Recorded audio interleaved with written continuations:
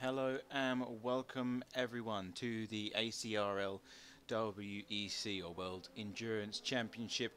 We are at one of the most iconic and historical circuits in the motorsport world, and of course when I say this I can only be talking about the legendary Spa-Francorchamps, round 6 of the series before we head to the final in just 2 weeks time. And of course last round we were at the Mugello circuit and we saw some great battles in both LMP1 and GTE all the way down to the last few laps, and that has spiced things up in the respect of the championships.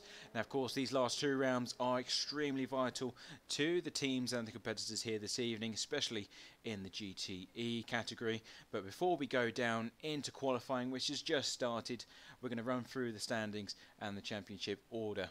So starting with the LMP1s, we have Fritz van der Zalm still leading the way for JMT Hybrid with 395 points on the board.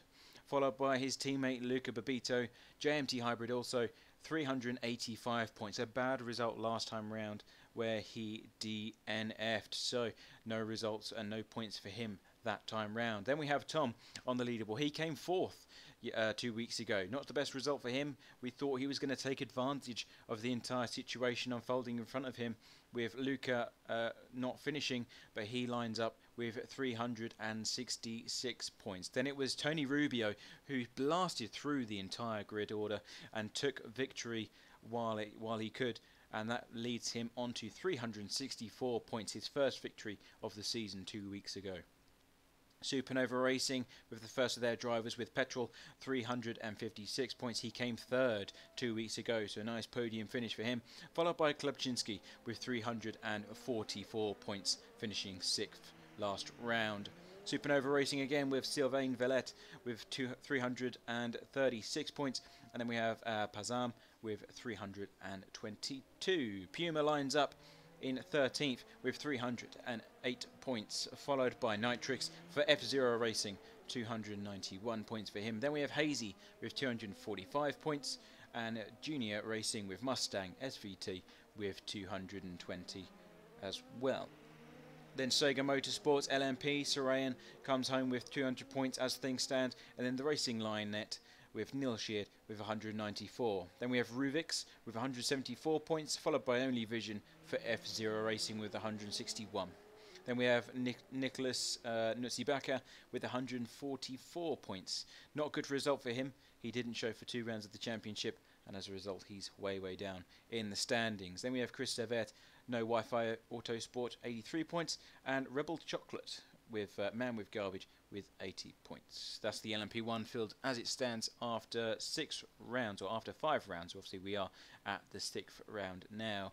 Then we have the GTE's Bas Bomer with Square Wheel Racing, 316 points on the board for him.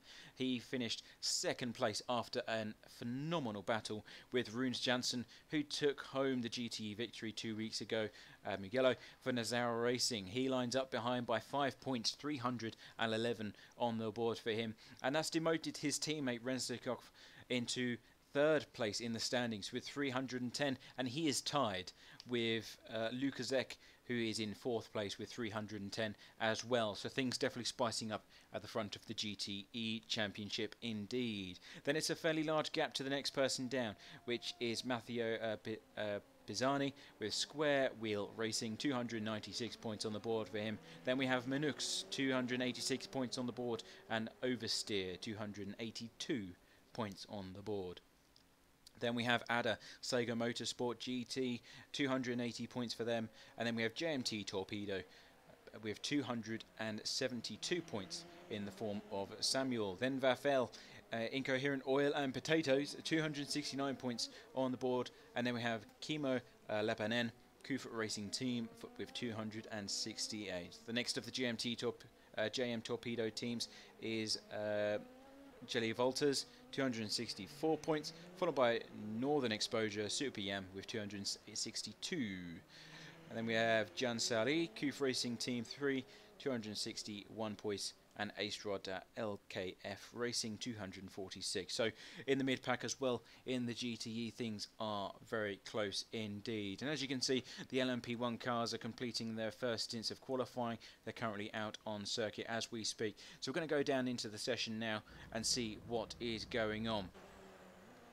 Tony Rubio then, at present, we've got 29 minutes of session remaining. 15 of those are LMP1's chance to put their times on the board, and it's 156.670 for Tony Rubio, and that's enough to secure first place for the time being. Then we have Tom with 156.884, followed by Hazy 157.087, and then Glubczynski with 157.320. So sadly, no sign of the leading team here. Fritz van der Zam, Luca Babito, not on our board, so I'm not too sure what's going on there and why they aren't among us and actually on track, but that's going to be disastrous for their championship hopes. I'm not too sure if this series allows a wild card or allows them a break or not, but certainly troublesome for us here in the commentary box. And we have Nitrix with a 158.179, followed by Pazam with a 159.146. Puma lines up in 7th with a 159.450.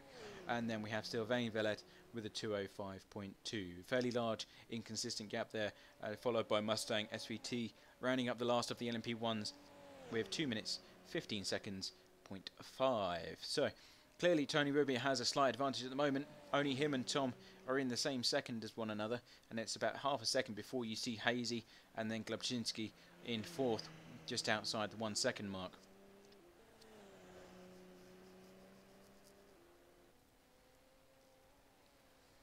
So Tony Rubio is just starting his second warm-up lap now. He's obviously done his first run, going for one more, trying to find the extra tenth or two where he can, now that he's got a feeling for the circuit.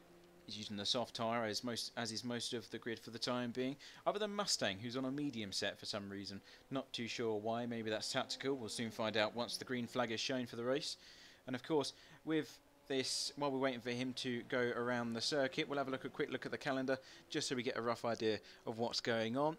So of course we are at 2nd of December, which is the second to last round, and now as you can see through the season, we've been adding extra time per round.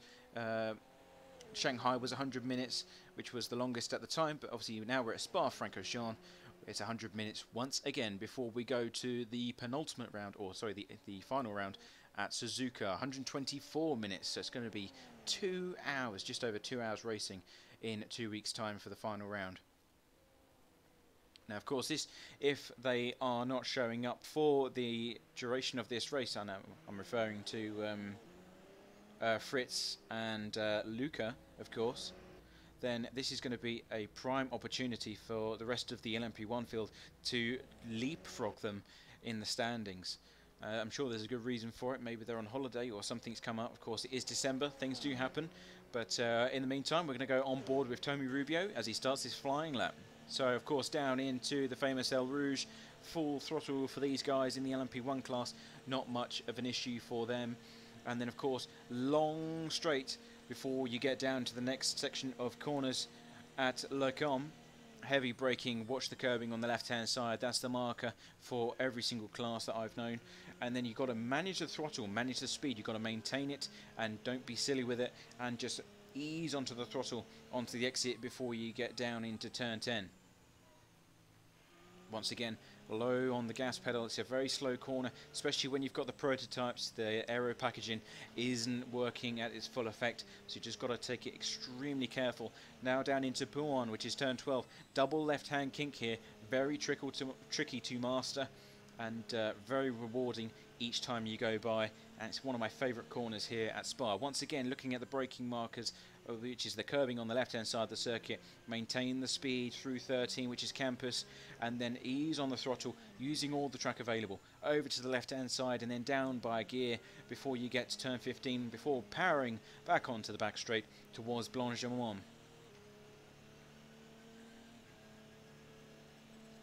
This is where a lot of overtaking is going to happen before Blanchimont, and also towards the chicane, which is turns 19. Through he goes, full throttle once again, no problem for these guys in these cars. GTEs not so much, and then heavy on the brakes before the curbing this time, and just managing that down speed as best you can. And always he's actually coming into the pits, which is interesting. So maybe he screwed up there on his outlap, not too sure.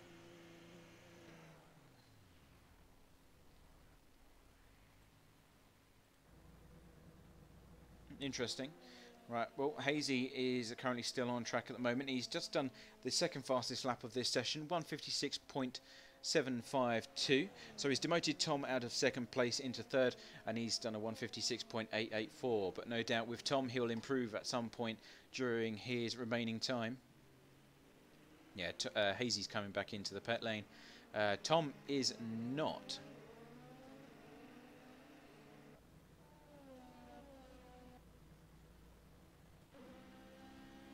See if we can get a nice camera angle for these cars. That's better.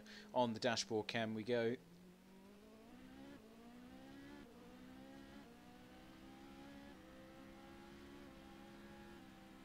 See if we can get a full flying lap. Of course, we only had to do the last chicane, but it's just nice to see how these different drivers go around the circuit. Seemed to be a bit off the power going up El Rouge there. Didn't use all the circuit. Maybe he didn't need to. He won't be getting the slipstream of the car ahead. Once again, the braking zone is 0.7 seconds off the pace in that first sector alone. That's not good pace at all. So obviously some issues there for Tom. No doubt that was because of the compromised exit speed he had, staying behind the LMP car ahead.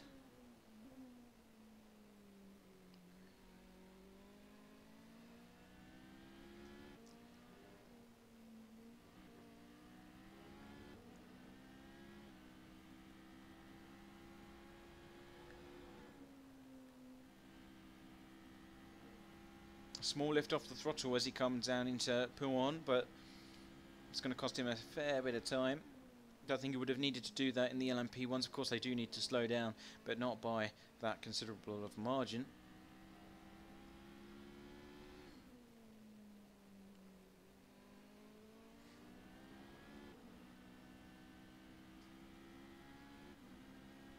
And he gets by the other fellow car.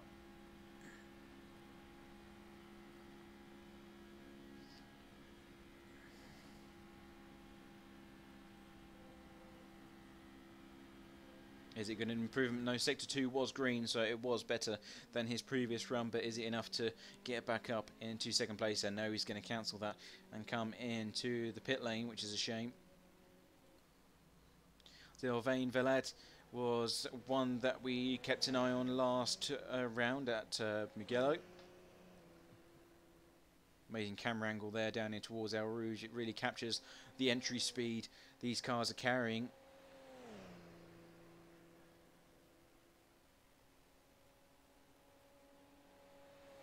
Very bold, striking paint livery as always for the team. Of course, that is Supernova Racing, and no sign of Petrol either, which is his teammate, who's up the order in 5th place. So not too sure what's happening there.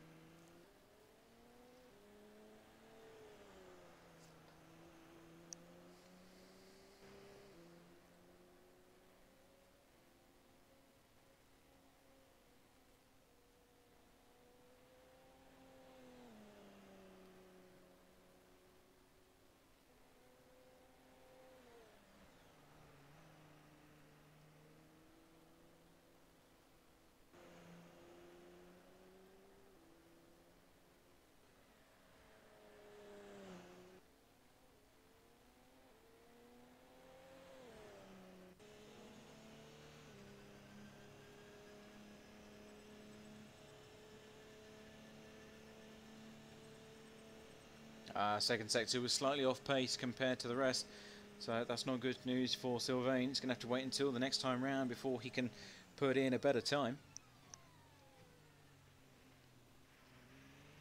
It was about 0.2 seconds off the pace that time round. Is it going to be enough to improve though? Has he done enough in sector 3? He comes across the line, 158.631, still in 7th place. That's 0.4 seconds slower than his personal best. So not any improvement there.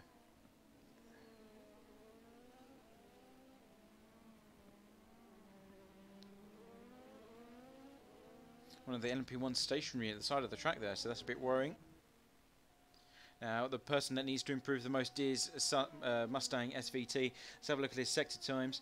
33.722 in Sector 1, which is on pace, a bit slower, but not by much, about 0.5 seconds. And he's coming into the pit lane himself as well. But Sector 2, 54.4, which is fairly off pace. It's almost a second and a bit off pace compared to the rest of the guys here this evening in class. So not good news for him. Now Hazy needs to find an extra tenth or two. Tom has improved slightly by an extra tenth off his own time, but still not enough to find that second place again. Needs to knock off an extra 0.03 of a second.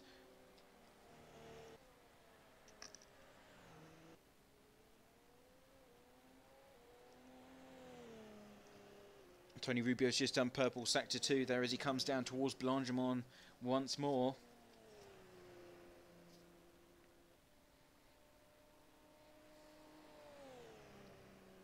Full commitment there.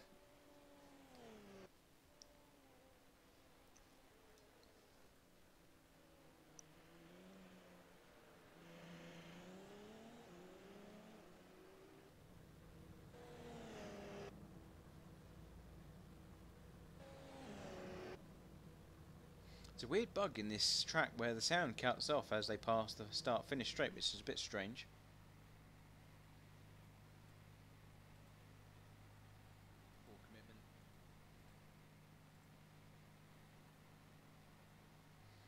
I've now since turned the sound up for you, so fingers crossed that's resolved the issue for most of you guys.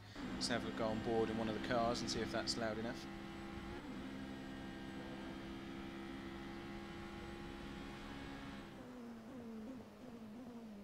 Hear the sweet onboard sound. I mean, once we get a Porsche on track, then it'll deafen everyone on watching the stream.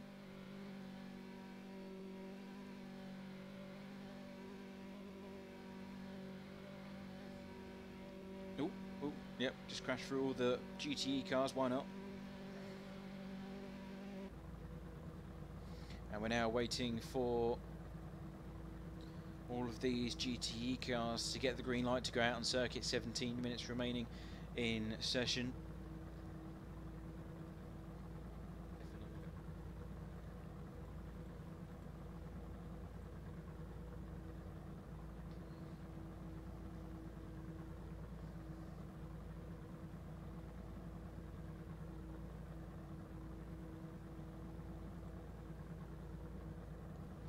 Interesting to see how the GTEs compare to the LMP1, especially going through corners like Buon, El Rouge, Lacombe. Obviously the speed difference is going to be fairly substantial, and that's not good news for these guys because they need to navigate their way through all of this GTE traffic, and there are quite a few of them. We've got 31 cars here this evening, all on grid, and only 9 of them are LMP1 cars. So it's going to be a fairly nice relaxed race for the GTEs. Not so much for the LMP1s.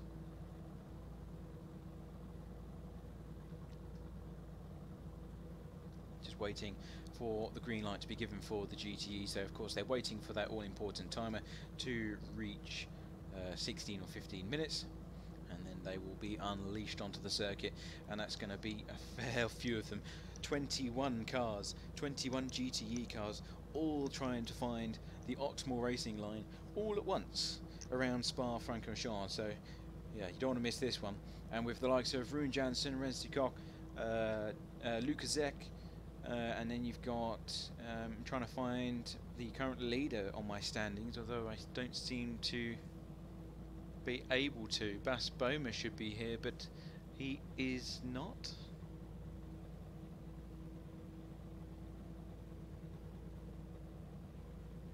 Okay, yeah, so Bas Boma hasn't made an appearance either to this round.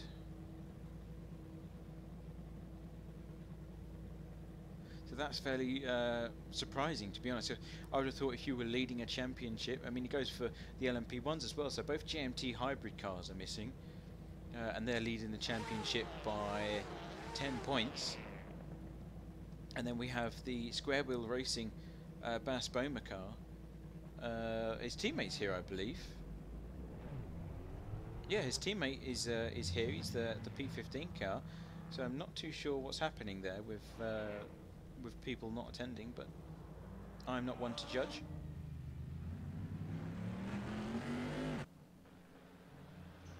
Here come the long train of Corvettes.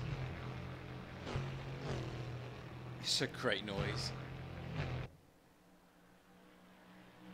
You could just stay there all day, couldn't you? Just looking at all these cars go through Rouge. But Ruin Janssen obviously warming up his tyre, as is most of the grid at the moment, all on their outlap, ready to do battle and claim that overall important top spot. It's bragging rights and a half to win at Spa-Francorchamps, and at this stage of the championship, especially for the likes of Ruin Janssen and the other top competitors, this is a very important round indeed.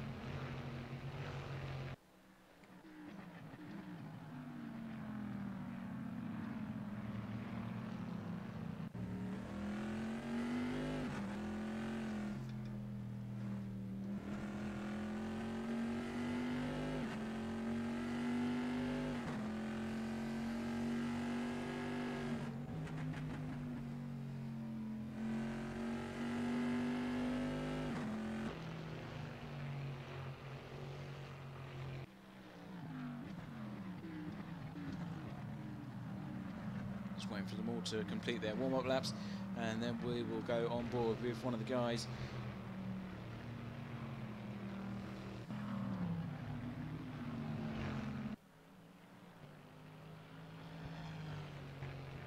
It's actually Lukaszek who is out in front of this pack.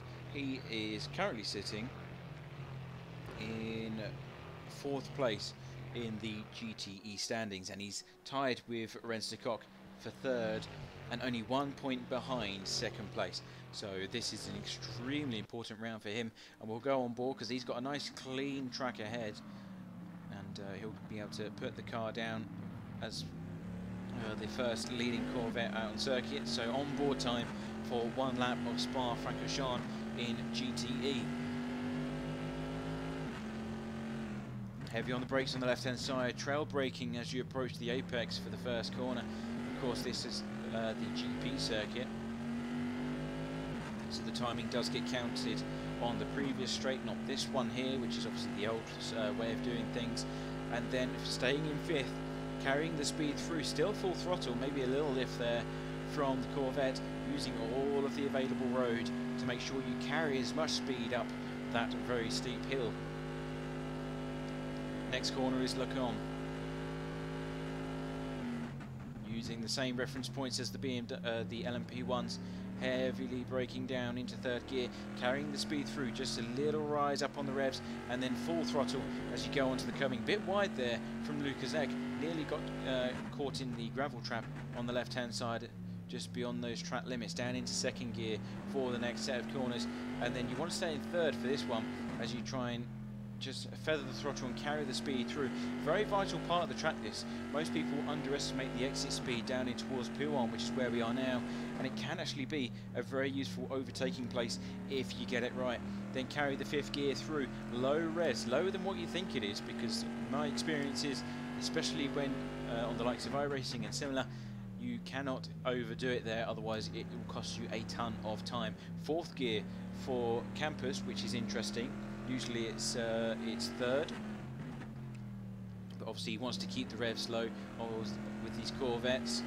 3rd gear once again, and then slowly rise up the revs, small balancing of the throttle before powering down onto the back straight and towards Blanchimont.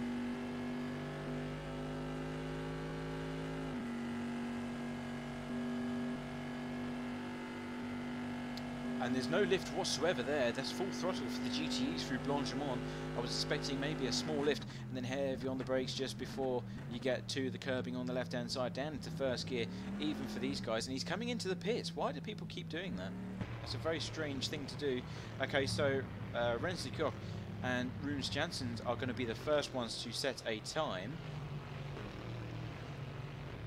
And it is Ruins Janssen that takes pole for the time being, 2:15.699 on the board, and then his teammate behind Renslikok, 2:15.992. So 0.3 seconds between the two of them at this moment in time after one lap of qualifying. Then we have Jay Volters, 2:16.366, Calamide, 2:16.766.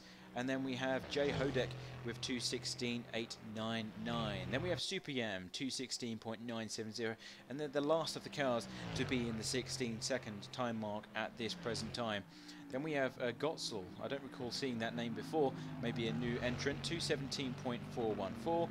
And then we have Chan with 2:17.640. Then it's Phantom, who's just been moved down the order. We've got places changing left, right and centre, and of course that is because people are all getting their first laps in. Samuel's just gone into third place, knocking down Jay Volters into fourth, 2:16.332 for them, so 0.03 of a second between those two guys. Down into Pool on board with Rune Jansen, currently leading in GT3, or GTE, sorry, I do apologise.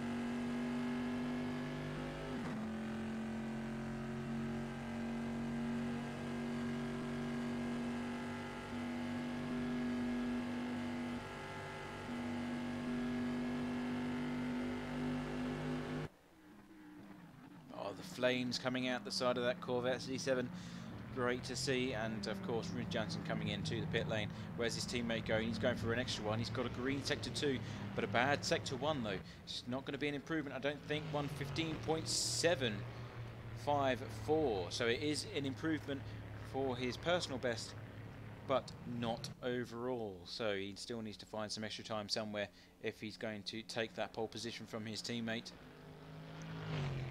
Both of them are from Nassau Racing, and as things stand, Rune Jansen has the advantage over his teammate by 1 single point, and they both need to make up 5 points if they are to catch up to the current leader, Bas Boehmer, who is racing for Square Wheel Racing. He's got 316 points at the moment, but of course with him not attending, it may be that they will take the lead.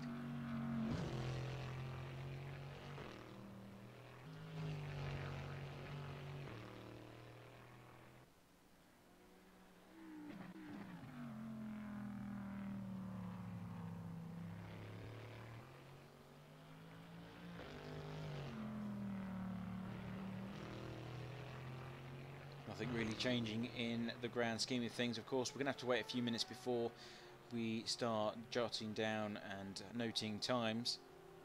It's just so many GTE cars here this evening, it's hard to keep track of who is moving where.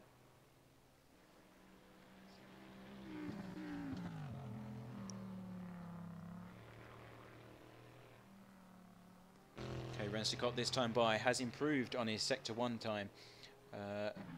Fingers crossed he can extend that. Oh no, it's not good news. He's almost 5 seconds down off his teammate in that sector. So it is... Oh no, that's compared to the LMP1s. I do apologise. So it is actually on pace. It is on pace indeed. It's 1:03. 1:03 compared to everyone else is doing 1:01 through there, so he's almost an entire second through sector 2 there, but it's not showing quicker than his teammate's second sector, and he's decided to come in. Maybe he knows that won't be enough to take away that pole position from his teammate. On board with Samuel then, this is the guy that's sitting in P3 at present, 2:16.061. He needs to find an extra 0.3 of a second in order to demote Renslikok from second place.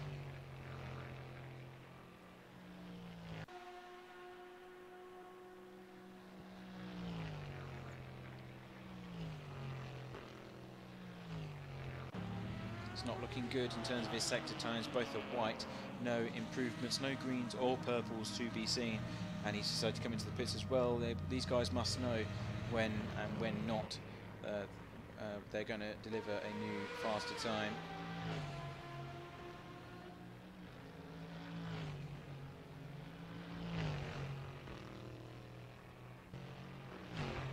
It's just a Corvette fest here this evening, as it always is here at ACRL WEC. And I have to say, usually we're used to seeing one or two Ferraris or Porsches sneaking their way into the mid-pack. But no such thing is happening here at Spa. Of course, it's a fairly high powered track, and it seems that BOP slightly favours the Corvette here this afternoon or evening. They basically control the top 10 in GTE qualifying at present, and it's until you get to Ada, who's in 21st or 11th in class, or 12th in class, apologies, before you see the first of the Ferraris, and it's a Sega painted 488.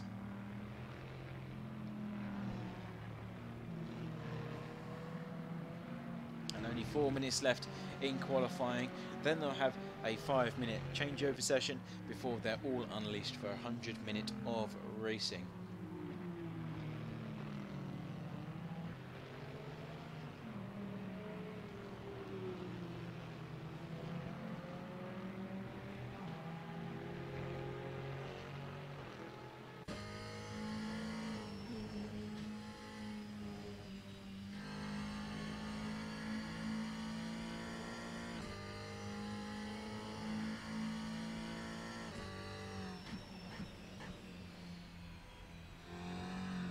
Could have carried a bit more speed through there, I reckon. Either that or the setup is restricting him from doing so. And he runs wide on the exit of campus. That's going to cost him a few tenths that he doesn't want to lose.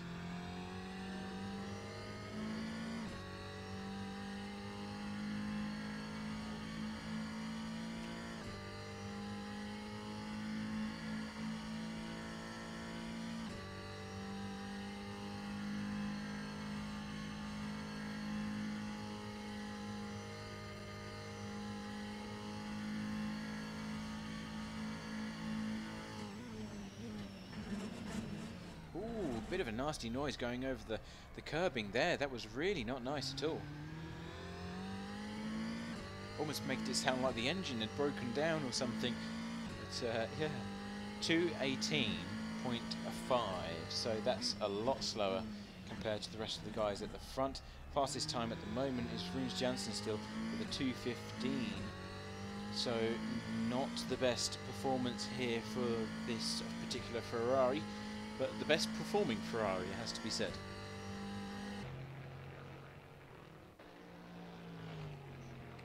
Let's have a look at one of the Porsches, and in fact they're just behind actually in the standings. And wow, that's a bold paint scheme there from Jani Lahanen.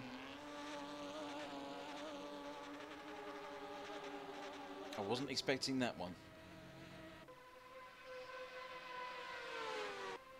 Screaming Porsches coming down towards Le Crom. That noise. I have to say they are the best sounding GTE cars ever to grace this earth.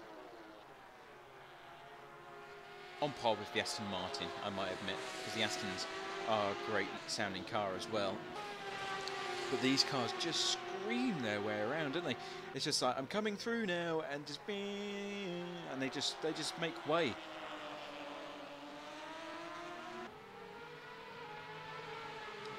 You will hear one of these cars miles before you see it, that's for sure. And especially when they've coloured it in with such bold colours. We've got light blue, yellow, and green on the wheel of this one. And this is for 24th place.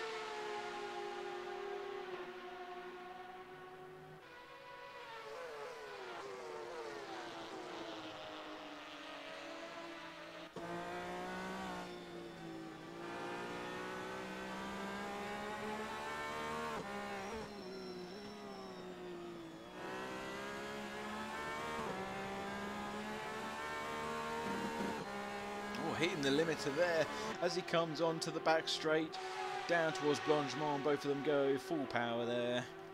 Screen mode engaged.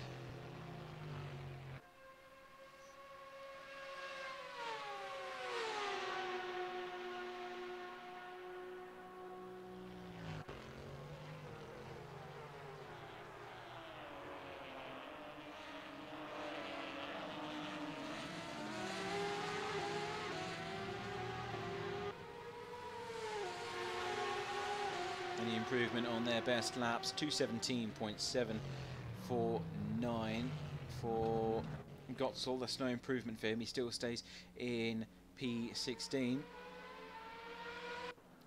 Now, Renz de Kock has been able to put down a faster lap than Rune Jansen, his teammate, with a 2:15.575, and that's just over a tenth of a second faster than what Rune Jansen can come up with at the moment. They're both still going around the circuit, and Rune Jansen on a very good sector 1 there. He's just coming through sector 2 now. Into campus he goes, turns 13 and 14.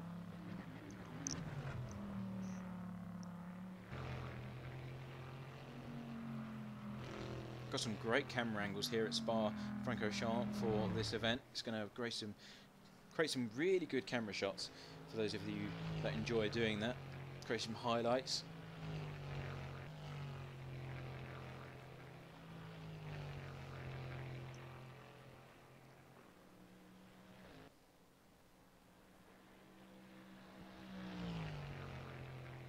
And that is the end of qualifying. The timer has officially ended and we are into overtime.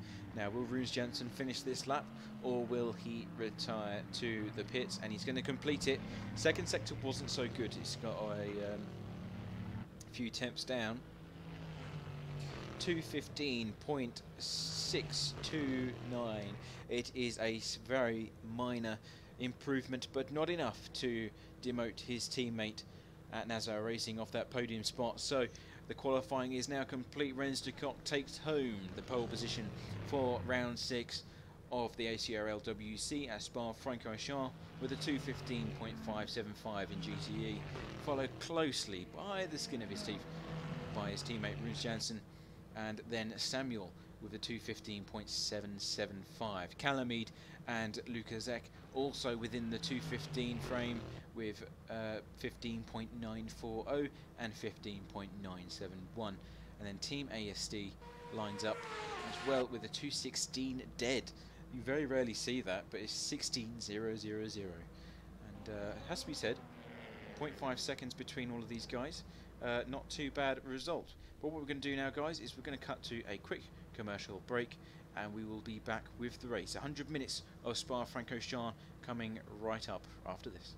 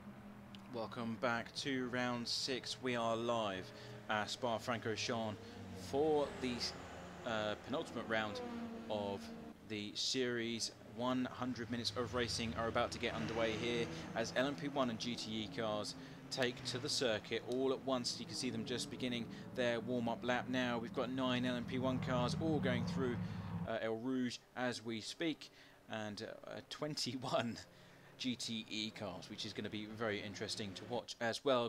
But going through the order before they all get unleashed onto the grey stuff, Tony Rubio takes pole position for LMP1, followed closely by Hazy and Tom, who round out the top 3 spots on the podium. Then we have Nitrax in 4th and Pazam in 5th. Then we have Glebczynski in 6th. He had a very tricky qualifying session. And then we have Puma in 7th.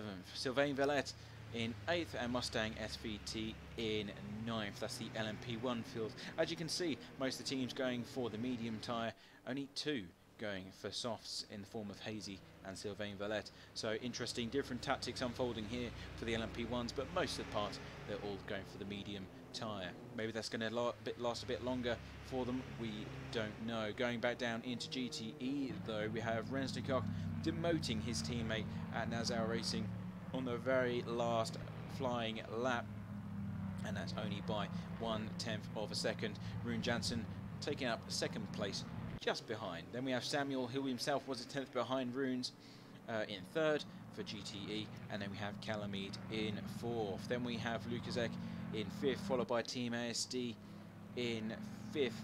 Then we have Jay Volters in 6th, followed by Matteo Pisani in 7th. Then Manux takes home 8th, followed by Lapinen in 9th, and then Super Yam rounds out the top 10 for the GTE class. That one goes all the way down with Phantom in 11th, followed by Jay Hodek in 12th, and N.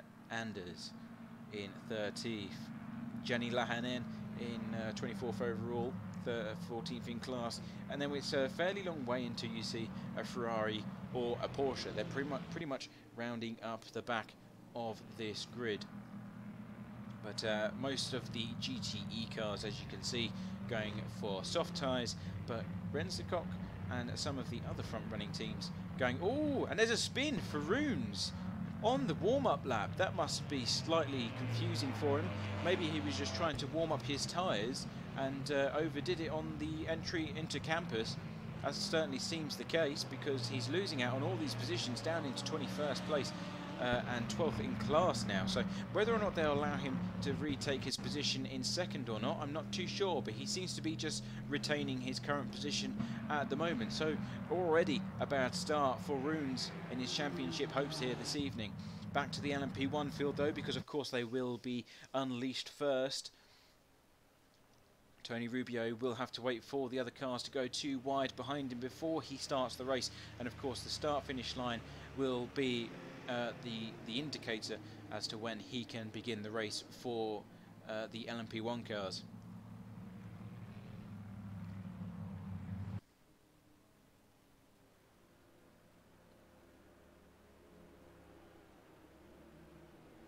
Into the last corner they go, entering the chicane. Very slow part of the circuit. GTs will probably have to watch the traffic. We're now on board with Tony Rubio and see when he's going to start the race.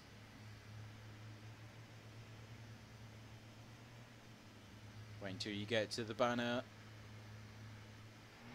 And he goes. We're off. We are officially racing. 9 LMP1 cars make haste as they try and get down into turn 1. Tony Rubio has the inside line, defending nicely. Then we have Tom making his way up into 2nd place. There's already position changes. Nitrax gets a bad start in 6th as Glebczynski makes up 2 positions. Pazan holds on to 5th, but Nitrax bad start for him as he moves down the order. In GTE, Rensnikov holds on to 1st place. Samuel makes a good start against Calamide as they make up 2 positions themselves. Good racing all round, all making up their way El Rouge. Look at the stream of Corvettes coming up here now. back on to the LMP1 field as they enter Lecombe. There's an LMP1 car going wide, and I believe that was Tom. Yes, it is. He's gone wide onto the exit, having to go over the sleeping policeman that's located there, and he loses out down into P5 now. Glabczynski takes advantage along with Pazam, and they're now in second and third respectively. Back to the GTEs. Renzo Cox still holding on to that lead. And then Lukaszek is up into second place himself, up by 3 positions. Great start by the driver there. Samuel is still in third, followed by Calamide, then Jay Volters, Team ASD, and Manux all close behind. Runes Jansen, of course, way down the order, all the way into 18th place, which is 9th in class for him. Not where he wants to be. A lot of work to do over the next 100 minutes or hour and a half. Tony Rubio now extending his lead ever so slightly as they come towards Blanchimont for the first time. 1.1 seconds as he enters or exits sector 2, and Pazam struggling to keep pace at this moment in time. Then we have Glabczynski still holding on to that third place, but under attack from Hazy, who looks down the inside towards Blanchimont. Is he going to be able to get the job done? No, he isn't. He tucks in behind once more and waits for a better opportunity. Tom really struggling in that P5 place as he comes down into the braking zone. That Denso sponsored white LMP1 car really under attack from Sylvain Valette, who's close behind in the car behind, and that is for Supernova Racing. So unfortunately Petrol and JMT Hybrid aren't here this evening, as already mentioned, but definitely not taking any of the action away here. Down towards El Rouge they go once more, all within 0.3 seconds of one another, and it looks like Tony Rubio really upping the pace at this stage of the race. 1.7 seconds as they finish or enter the second lap. Renzo Cox still holding the lead for the time being, 0.2 seconds as they come across the timing line, and followed closely behind by Lukaszek. Samuel still holding on to third as well. Not many position changes here at the moment. In fact, the biggest change is from Gianni Lahanen, who's currently going into El Rouge. Look at the speed they're carrying in these Corvette cars, and you've got one going wide. That's one of the green Corvettes. Believe that may be Team SD, not too sure. I know it was Matteo Pisani who was going wide on the exit at the top of El Rouge, had to run across the curb, and that will cut as a cut track penalty. Not too sure what the stewards think of that, or whether the server would just sort it out themselves. Of course, Gianni Lahanen, the best performing Porsche out there for the time being, and we still have battles going on throughout the field as we speak. Tom's going too wide into Campus, bit of contact there with Sylvain Valette, defending that P5 position with all he's got. And of course Puma and Sylvain Valette, that means that Puma's gone up into P6, Sylvain Valette gone down. He's still an improvement over his starting position from 8th, but not good news. He's going back down the order now. Forward towards Hazy, who is under attack from Glabczynski in the car behind. He's trying to take that position. Looking down on the outside of the chicane, last of the late breakers. Here he goes, the 222 taking the inside line. He will get the advantage into the last corner before powering down onto lap 3 of this race. He's taken third place, and it's not over yet because they're still too wide going into the first corner. Who's going to be able to break latest here? And it's an advantage Glabczynski for the time being. Here he comes in his traditional painted number 8 Toyota hybrid car down towards El Rouge once more.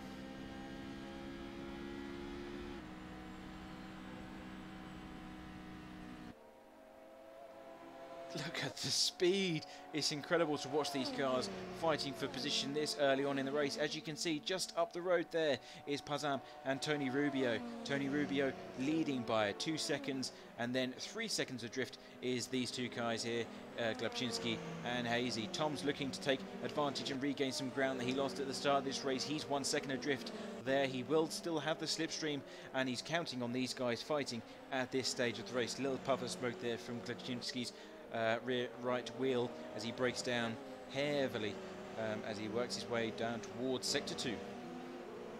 Back into the GTE fight of things though. Renzo Cox still leading the way. Lukaszek close behind, 0.3 seconds, still has the slipstream, looking to attack. He's closing. Renzo Cox goes defensive towards Lecombe and braking heavily down into the corner. Indeed, not able to take advantage there, no way past. Of course, it's very risky to do so as well. It's a very narrow part of the circuit. Very rarely can you get an overtake done as you enter Lecombe.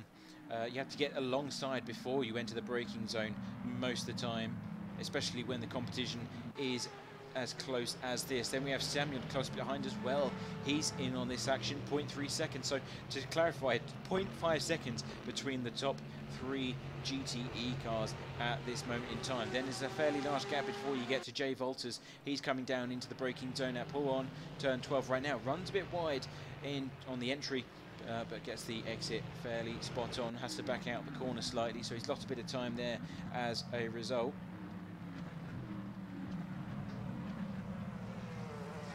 There's battle going on between Hazy and Tom. They're going too wide into turn 1. Bit of wheel-to-wheel bashing of those wheel arches as they come down. That means that Tom has moved up into P4. Hazy demoted to P5, but he will have that extra hybrid boost going towards Lecombe, and that might be where Hazy is saving it for. Oh, Tom sideways! Tom is sideways in a massive way at the top of El Rouge. That's a disaster for him. He continues to make mistakes at the start of this race, and he has retired. He's gone into the pit lane, and there's just far too much damage maybe for the LMP1 car to continue. This was his chance to catch up to the championship leaders in LMP1, but it doesn't appear to be working in his favour.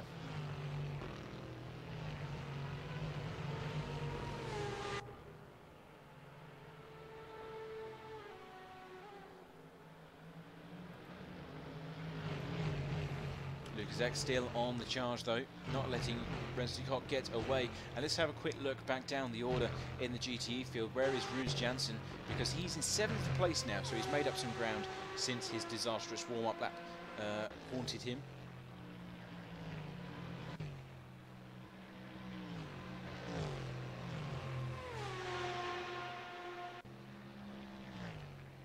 Still making good ground. 2:17 his current best.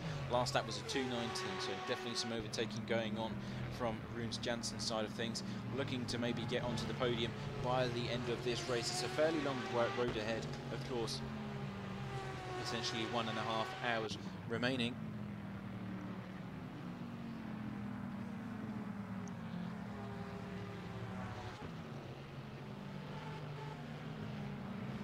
We've had 2 DNFs thus far, Phantom and Tom being 2 of them. Looks like Phantom may be able to continue the race though. He's still showing us in the pit lane, but moving around.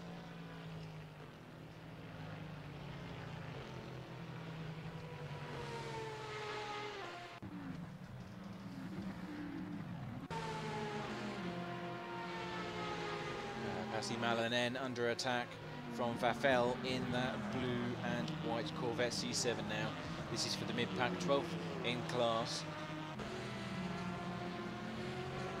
Things are spicing up all over the place at the moment. Looks like maybe... Oh! There's been a new change for the lead in GTE. Lucas Eck leads over Renstock for the time being. That is a change in the overall lead for GTE, and he leads by 0.5 seconds entering the last corner chicane. Puffs of smoke and flame appearing from the exhaust port there, and he must be very happy with that.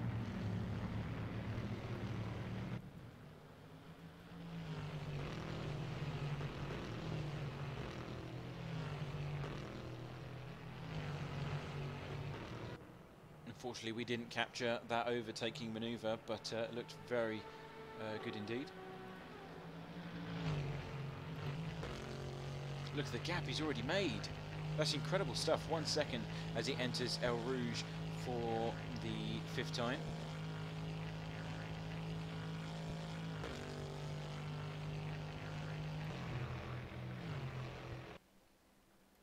Go to the LMP2 battle though, because Glubczynski is under attack from Hazy. 0.1 second, they're going too wide into the last corner. Who's got what it takes to come out on top of this one? Bit of a squiggle there from Glubczynski's car as he struggles for grip. It's a very low traction corner there at the chicane, and it can catch some drivers out. He's still going. Use all of his hybrid boost in a defensive manoeuvre to try and retain this 3rd place though. Down into the 1st corner they go, and towards El Rouge. We're going to go on board for the dashboard, and you can see Hazy using his hybrid boost there straight away before you even get to El Rouge to widen that gap. And here comes Glubczynski. Look at the boost the hybrid technology coming into effect, and that means that he's going to come straight back at him for third place. He's got the lead. Nice, easy defending there, but it's not over yet. Hazy still on the inside line, eager to hold on to that third place. Not able to do so, though. Tucks himself straight in behind Glebczynski's LMP1 hybrid once more. Battle still going on in GTE as well. Jilly Walters taking third place in GTE away from Samuel, but they're going too wide in all corners, and that is towards Blanchimont, I believe. Yeah, turn 16.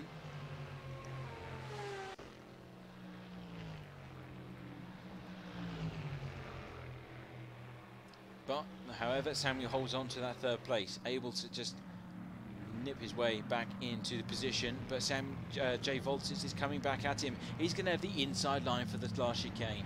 That's amazing racing, and I've always found it very strange why people defend on the inside.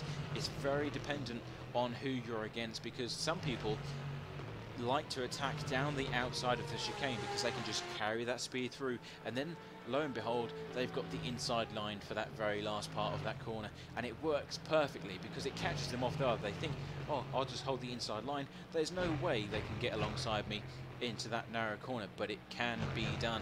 And of course, we're seeing it here this evening with all of these guys out on track. Then we have a battle between Mustang SVT and Nitrax. They're fighting for the last of the LMP1 slots as they go into the last corner as well themselves, and we're going to be starting to see now the LMP1s mix in with the GTE field. Mustang still able to hold on to that 7th place though.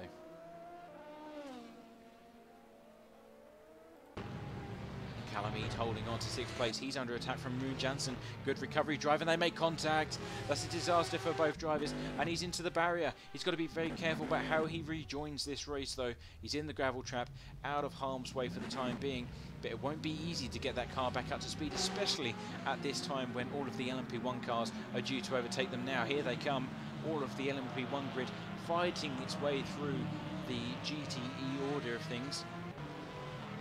And that's going to create some gaps between all of these guys. Now, Rune Jansen fallen down to 18th in class. That's not what he wanted. He's just disposed of Ada, who's just in the car ahead. He's got to catch up to him. 0.5 seconds between those two.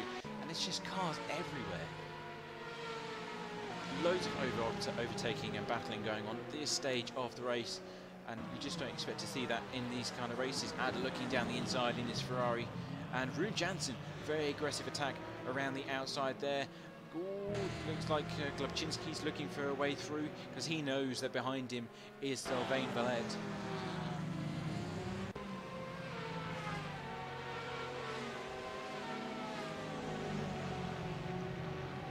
Ada goes wide, allowing Rune Jansen to come back through again. Another position gain, so he's now in 18th. There's a lot of cars going towards Blanchimont at the moment. I'm expecting some form of contact or carnage to appear. No, all seems well. Everyone is still alive, and now the important part of this is that Lukaszek is making a really good, or taking advantage of this situation and powering away now 2.5 seconds to Rensikov in 2nd place, and now Samuel is also having to fend off Manux, who has that's allowed Rensikov to get away as well. On board with Glebczynski is in 4th place at the moment, and now Sylvain is right behind him.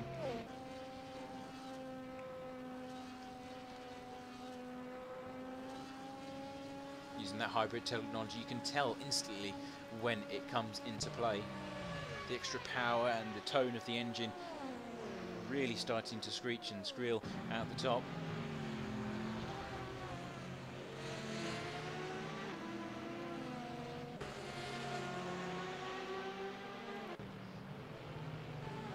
Jay Volters defending P4 from Manux, so a mistake there from Manux because he's gone down from 1 place in the current GTE standings.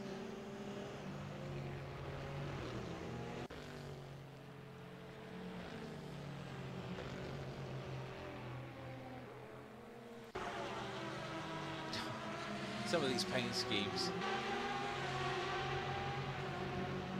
Pasi Malinen defending P13. and that is from Ace Rod in the Porsche behind. So Porsche Civil War unfolding here.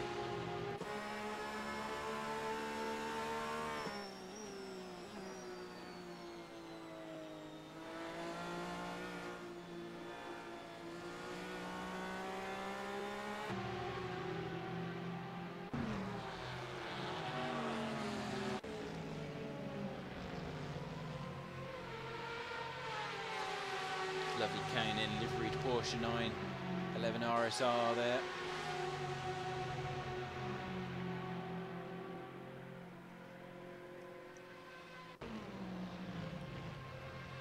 The mid-packing GTE still very compact at this moment in time. It's impossible for me to keep track of everyone, but pretty much everyone is around half a second away from one another at this moment in time. Big puffs of smoke coming from the Porsche ahead. That's going to work in favour of Ace Rod because, of course, less flat spots on his tyres will mean more traction as the race progresses.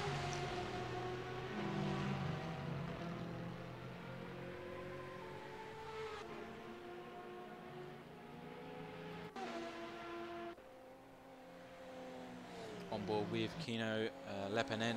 Now, another funky paint scheme there. Obviously a sister car of the Porsche that we was just watching a few moments ago, and he's under attack by Matteo Pisani in the car behind, looking to take P6 away from him. 0.5 or 0.4 seconds entering Le Combe at this present time, and it's a green Corvette behind.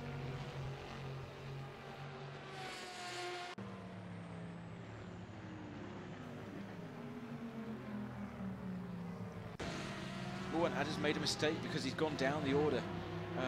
He's been under attack by Jay Hodek. They're going too wide on the exit of Le Combe. Able to hold on to that position. Jay Hodek not able to make the move. Rune Jansen, though, on a recovery drive of his life. Not going so well thus far, but not giving up by any means. Now into P15 in class. Then we have Feld, who's just taken a very wide approach to Puon, and as a result goes down into P12. So not good news for him. Team ASD going through, as well as M. Hure, or Mario Hure.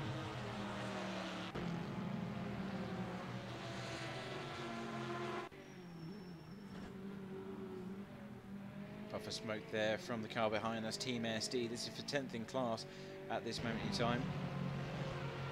But Mario is looking ahead at Nico Anders, that's for P9.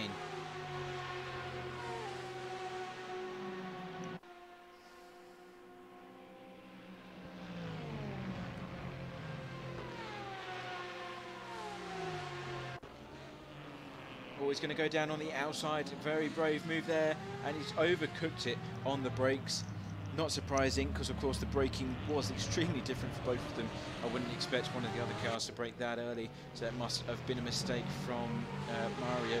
And now he's going to be under attack and exposed to Team ASD, who's already gone through into P10. So taking advantage of the situation with the Ferrari overcooking under the braking zone, and now he's going to have to contend with Rafael as well, who's close behind.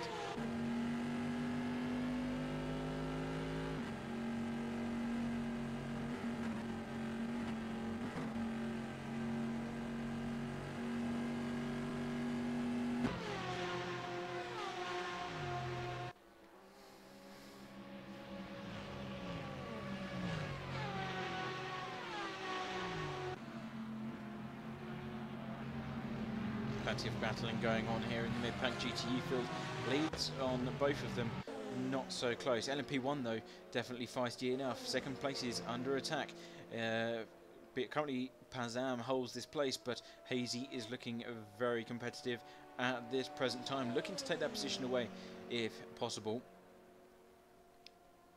Tony Rubio though, taking advantage of the situation, and already 5 seconds ahead as they come into the end of this lap.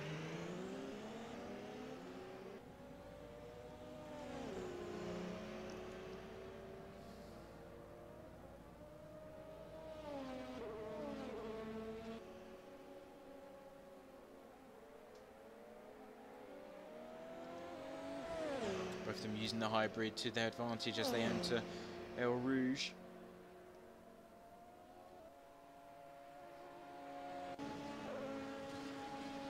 Pazam just holding back with that extra bit of boost, gaining a few temps, but here comes the slipstream into effect. Hazy's looking for an advantage if he can down into Lacombe. Thinks better of it, not close enough this time by. This is great stuff here. Second place in LMP1 in front of us. Another battle going on between these GTE cars. Nico Anders seizing up as he comes down to the braking zone. Then we have some other cars taking advantage as well. Team SD being the loser in that particular battle because he's really struggling to get that car back up to speed. Yeah, 3 positions, and that's how competitive it is here this evening in the GTE field. One mistake, and that's 3 positions lost in the blink of an eye. Kimo Lepenen still looking to take that position back from the car ahead, which is Matteo Pisani. He was able to take that position 6 away from him, and still racing on. But back to the LMP1 category, Pazam still under attack from Hazy. 0.2 seconds as they go towards Blanchimont once more. Will he have the slipstream? Will he have the boost available to get the job done this time round? But has to be said, really evenly matched guys. Oh, nearly went too wide through Blanchimont itself, which is extremely risky for obvious reasons. Contact there would result in pretty much a visit to the barrier with no hopes of returning anytime soon. So they've got, yes, they can go wheel to wheel with one another. That's what we love seeing. We love seeing good wheel to wheel racing, but at the same time we're only 15 minutes into this race, so just be careful, guys. You know, there's an hour and 13 minutes still remaining. Don't be silly about this, and just show each other enough racing room. We want to be able to make sure that you fight down all the way to the checkered flag.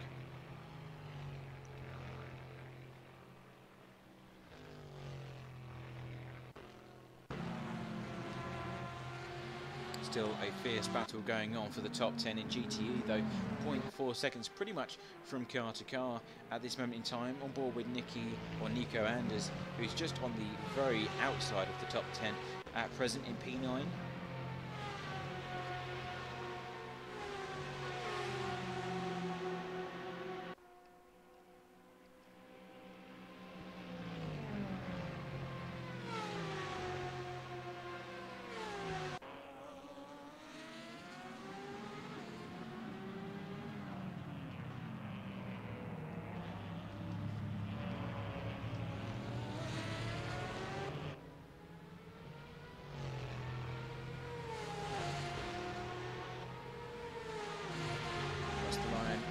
More.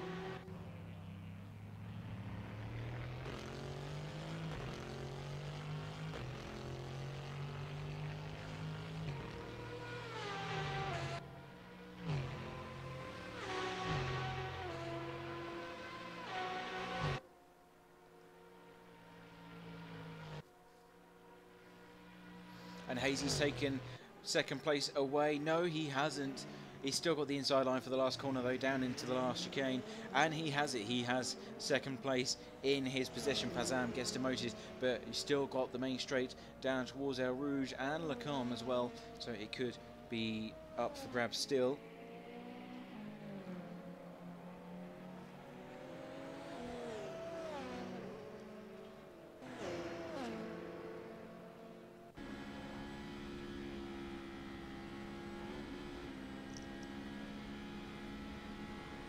Pazam using all the hybrid boost available, and he is catching up to the back of Hazy as we speak. 3 wide towards Lacombe. Amazing stuff as they clear one of the Ferraris, and I think that is oh, we've had another DNF, which is Calamide.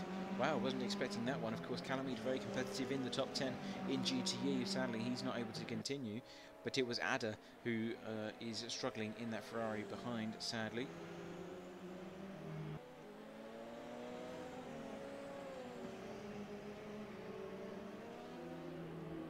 Sylvain Villette going into the pit lane for the first time, taking the same set of tyres, not surprising there, but first the pit stops for LMP1 at least. Bit of a strange approach to things. Of course, we are fair way into this race, but we'll see how that unfolds and how that affects the tactics. Now Hazy is driving away like a storm. 1 second gap now to Pazam as he goes into sector 3.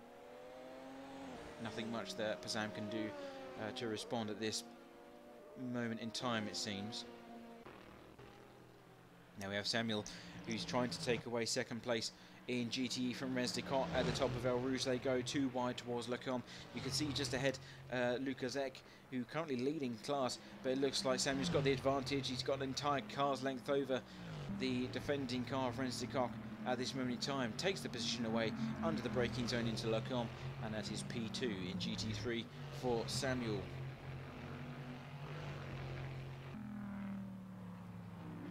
Having to go defensive though as they go down into the next section of corners. This is turn 10.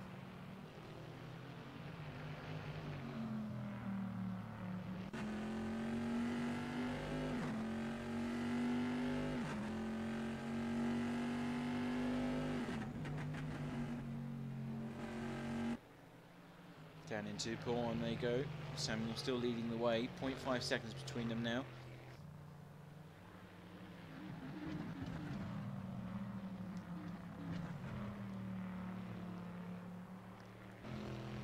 Can Samuel extend the gap now? He's got 4 seconds before he can reach the overall class leader. Hazy also in LMP1 into the pit lane as well. So that's 2 pit stops done for both the LMP1 cars at this moment in time.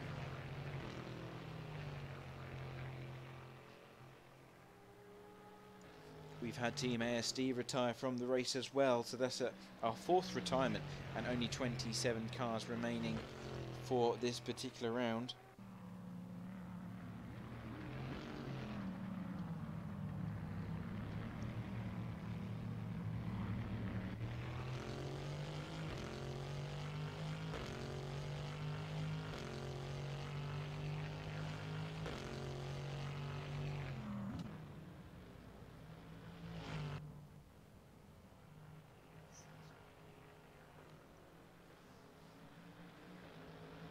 Towards El Rouge once more. Okay, so we have Lucas Egg in the pit lane as well, so that we are coming to stage where, of course, we are expecting them to come in for fuel. But Lucas Egg comes in, implementing his first strategic move to win this race. Will it be enough, though? Of course, it is still a very close call indeed. And he will be coming back out onto the circuit in the mid-GTE pack as well, so maybe he's done it too early. He may lose some time here, because he is still coming out of the pit lane now, and he's just going to be coming up behind Basile Malinen. So that is 10th in class at the moment, where he's going to be coming back out onto the track limits, and that's a lot of work to do to make sure that he doesn't lose any time stuck in traffic. Down the inside towards Lecombe, looks like he's got the advantage of speed against in that Corvette C7 of his, and braking zone is complete and able to get the job done fairly quickly. Lucas Eck taking advantage then of the slipstream and probably gaining some time in the same way.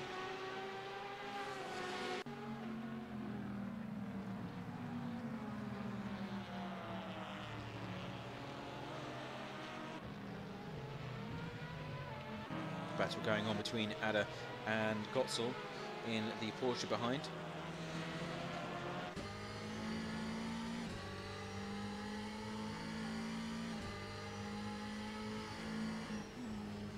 This is for 12th in class, Ace Rod ahead.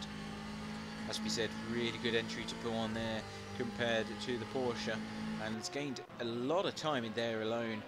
As a result, always a big siege and a puff of smoke there from the rear side of the car of Ace Rod. It's the K&N orange Porsche, and he's going down the outside to the next corner. This is a bold move here from Ada, not able to get the job done. Nice defending there from Ace Rod, just hugging that apex inside line to make sure there's no room. Down towards Blanchimont they go once more. Has the Ferrari got the poke and the power to take advantage and take that position away? Needs to work towards the top 10 to get some points on the board though.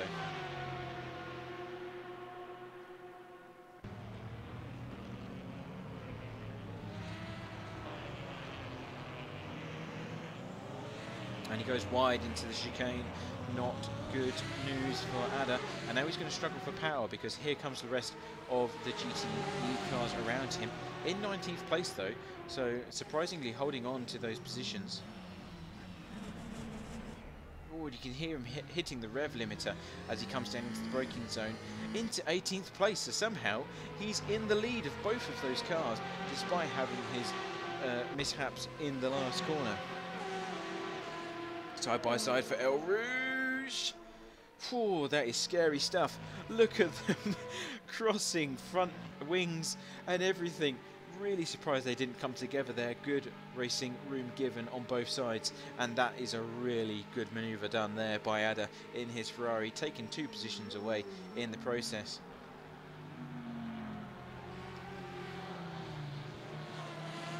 LMP1 is fairly quiet for the time being. Tony Rubio still leading the way in his Audi R18, and then we have Pazam 10 seconds down, and then followed by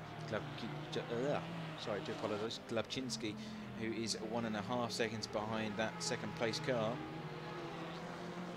Then we have Puma, he's in 4th, followed by Nitrous, who's 5 seconds adrift himself, and there's a fairly large substantial gap of 10 to 12 seconds between them and the next fellow cars as well. Now the interesting thing is that Hazy and Sylvain Vellet have come into the pit lane already, but the rest of the LMP1 field has not.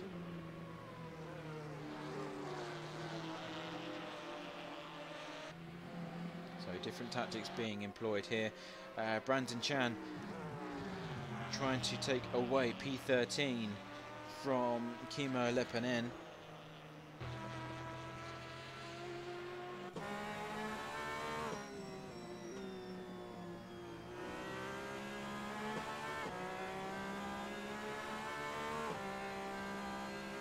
Ooh, keeping his foot in the throttle. That's not how you do that corner. That's not how you complete turn 14, definitely, or turn 15, sorry. Okay, Bruce Jansen, I believe, is coming through the order. Yes, he's now in P4 in class, and that's because Lucas Eck has come into the pit lane, as has Samuel and some of the other leading GTE cars. So definitely some tactics being employed here.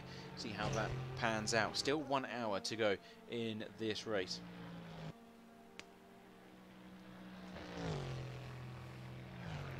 On board with the theoretical leading man, which is Lucas Eck. He is in 5th place currently, but we know that everyone ahead of him needs to come into the pit lane, so he's not too worried at the moment. He's just putting his foot down, setting as fast a lap time as possible to make sure that he comes home with a victory here this evening. As all he needs to focus on at the moment is his own racing performance. No one else's. Just think about the next lap or the next corner, and he will come home with the prize, provided all goes well.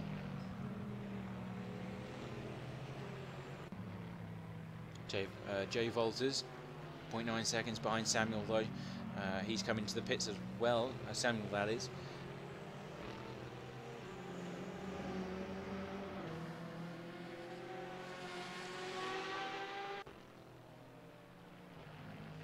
Very, very scary moment there for Jay Volters as he comes down into P1. LMP1 car, Sylvain Vellet goes through as well at the same time.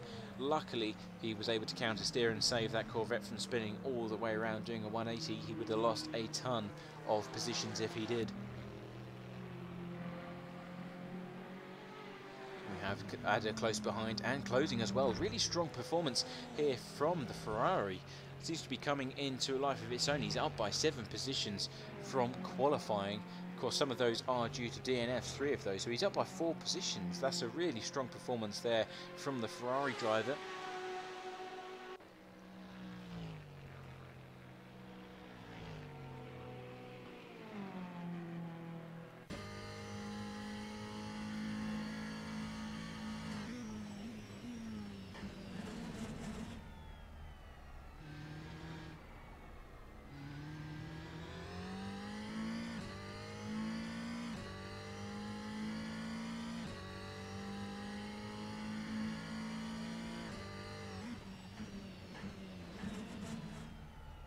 There is an absolutely horrible noise coming from these Ferraris down in the braking zone, but on board with Ruud Janssen because he's under attack from Lucasek now. He's come up to the top of El Rouge and towards Lecombe, this long straight, and here comes Lucasek using the slipstream as best he can, trying to get every ounce of performance and get back that first place, because obviously all the other teams have since come into the pit lane. Ruud Janssen has not though, and neither has Renzi Kok. Through to the exit of Lecombe they go, heavy into the braking zone. So we know that Runes and his teammate ahead have to come into the pit lane, whereas Lucasek does not, unless they're employing different strategies. New fastest lap by Tony Rubio, 1:57.621, so continuing to show that he is dominant here at Spa-Francorchamps and nobody can touch him at this stage of the race. Strong performance there by Tony.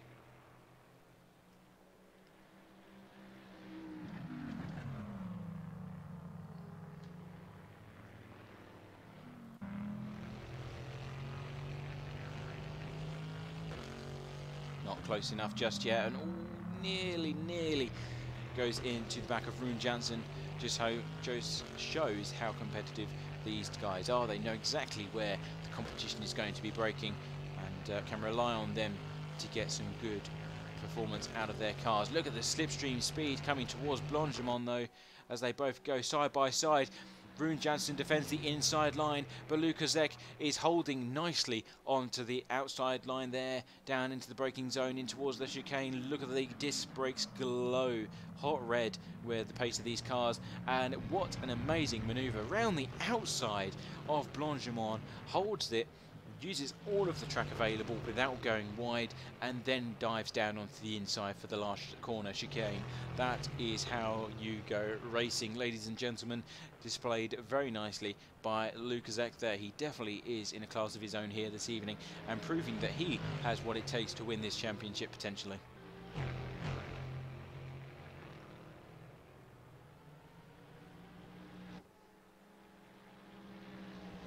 Not over just yet there. Ruud Janssen still has an opportunity here. He has the slipstream of Lucasek ahead, and third in class at the moment. Of course, they still need to come into the pit lane. So definitely some different tactics being deployed here. Of course, we've seen a lot of teams already come into the pit lane and get some more fuel, but obviously there's a different way of doing things, that you can juggle things around to suit your needs, and we'll have to wait and see until the last pit stops are made where this different tactic or approach to the race lands them. Obviously they're playing the long game here, maybe cutting out an extra pit stop by the looks of things, but we'll just have to be patient before we see what is up their sleeves.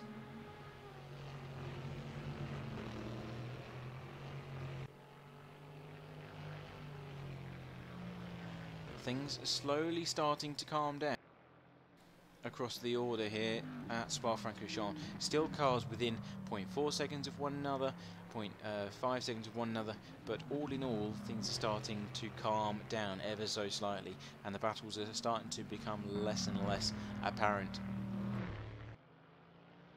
That's mainly due to a few different factors. Of course, we've got all of these cars driving around between the LMP1s, trying to slice through the traffic as quickly as possible so that they don't impede their own result, and that's causing a few issues for some of the GTE teams. Sometimes it is just down to a bit of good luck and timing, and it can have drastic effects on your opportunity sometimes, and that's what we're seeing here, as always, with endurance racing and multi-class racing.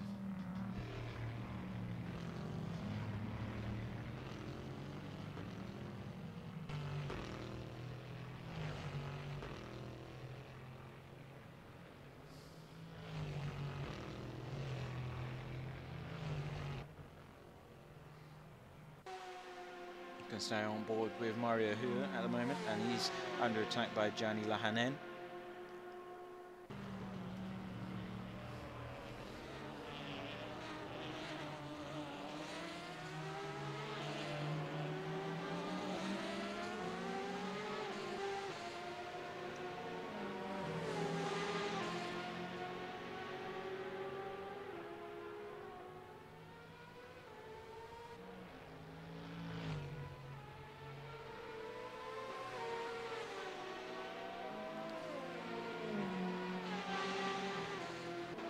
2.7 seconds now as they go into El Rouge once more.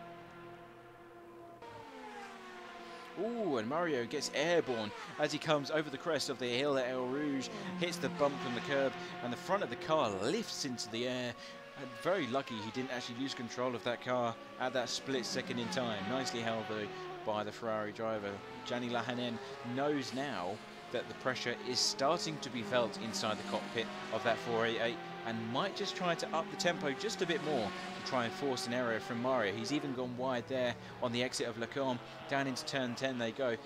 Surprisingly, Lahanen not taking advantage and closing the gap down. In fact, remaining 0.3 seconds behind at this stage. Maybe a bit cautious that a mistake may occur. Fight on our hands for P5 in LMP1. Mustang SVT defending against Hazy. Different tactics once again being deployed in this category as well. The only people that have come into the pits are Hazy and Sylvain. So definitely some question marks being raised there.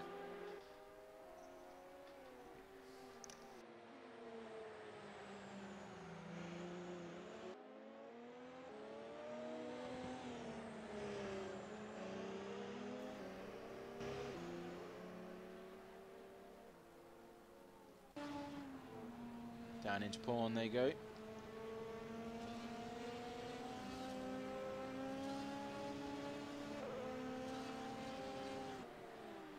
Oh, and there's contact made between the two of them. Don't know what happened there to Hazy. No, he's still in the game. He's still attached to the back of that Audi R18, not letting them escape just yet. Oh no, sorry, it's a Toyota, isn't it? It's Hazy that is in the Audi R18.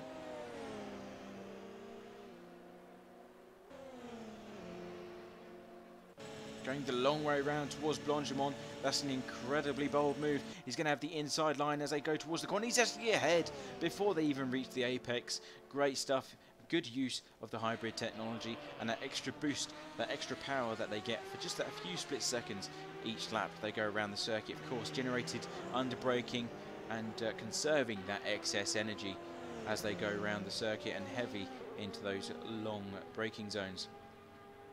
Got a fair few more DNFs as well. We're down to 25 cars now as we enter the last 50 minutes or so of this race.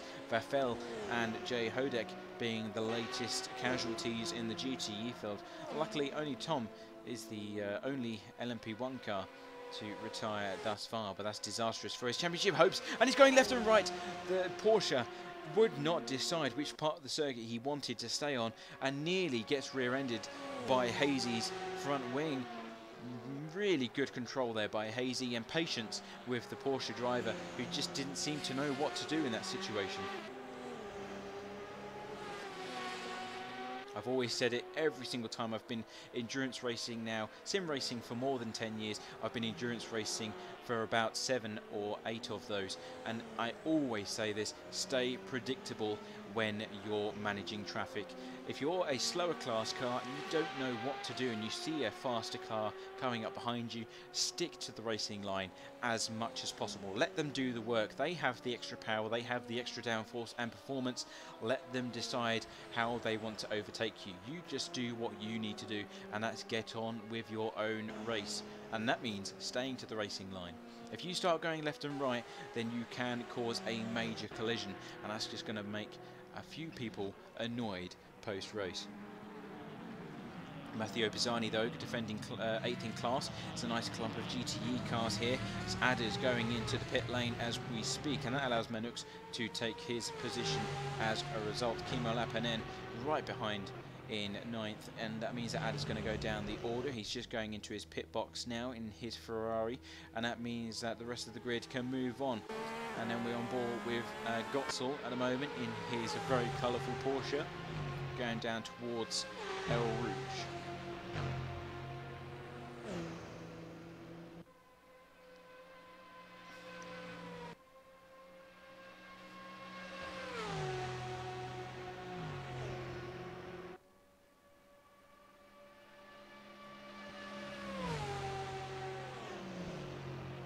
Heavy on the brakes, that's a position lost there from Gotzel down into P8 now, and the person that took that away from him was Matteo Bazzani.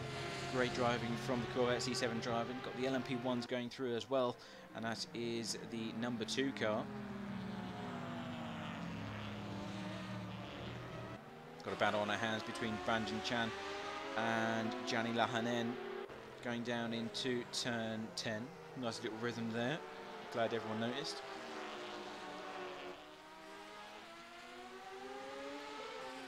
Got the roof camera. That's the LMP1, tries to pave his way through.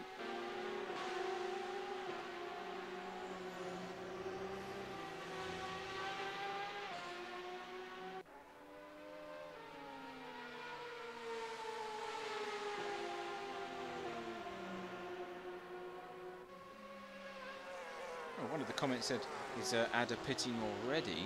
And quite a few of the cars. If you look on the board on the left-hand side of the screen, everyone that's got an extra tyre symbol has actually come into the pit lane. Now, I know there were some issues with the board as to whether or not they actually represented tyre changes or as just pit stops in general, but I believe that they are double stinting the soft tyres. But some of the guys have pitted 2 times already. So was it Mario Hoare has come into the pits twice. He's taken softs again. Probably the same set, if I'm truly honest, because we're not that far in to consider new tyres, if I'm truly honest. Super Yam in 25th place, he's definitely made a tyre change because he's gone from soft to medium. So he stayed with the same set of tyres for the first time round, but he went for mediums on the second. So definitely some different tactics going on here. Whether or not they're forced due to damage or by other means, I'm not too sure. Nico Anders is coming into the pit lane. He's just coming out of his pit box now, actually.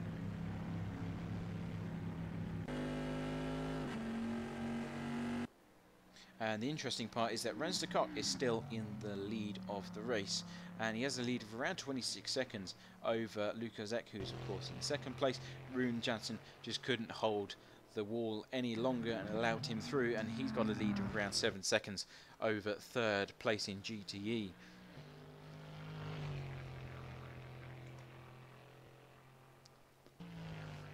The question is, of course, how will the tactics unfold for the leading GTE cars? Of course, they're going very different ways about getting to the checkered flag, as we can see. Luca Zek came into the pits early, double stinting the same set of tyres, or perhaps getting a new one, not too sure. We don't have that information, sadly. However, and as we say that, he comes into the pit lane, so definitely time to come in. It has been over half an hour since the race started, so that sounds about right for these GTE cars. Now, Luca Zek came in a long while before any of these guys, and he's had to fight his way back through the GTE order as a result. And Rune Jansen is still in the pit lane, so he will retake the lead of GTE for the time being. But the question is, will Luca Zek be able to make it to the end of this race on that same set of fuel and tyres? I very highly doubt that to be the case. I believe that he won't. And will Rens de Kock be able to get to the end without another splash and dash? So definitely some questions being asked here. And Tony Rubio also in the pit lane in the leading Audi R18 for the LMP1 class. A few other cars coming in as well. You can see the rest of the field leaving pit lane as we speak.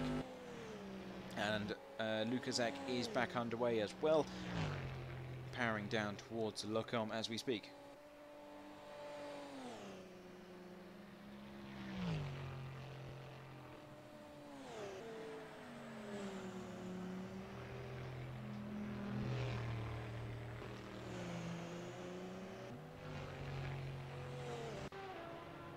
I think we just saw Rune Jansen in the pit lane. Yes, it is indeed. So a lot of the front-running guys in GTE actually coming into the pit lane now.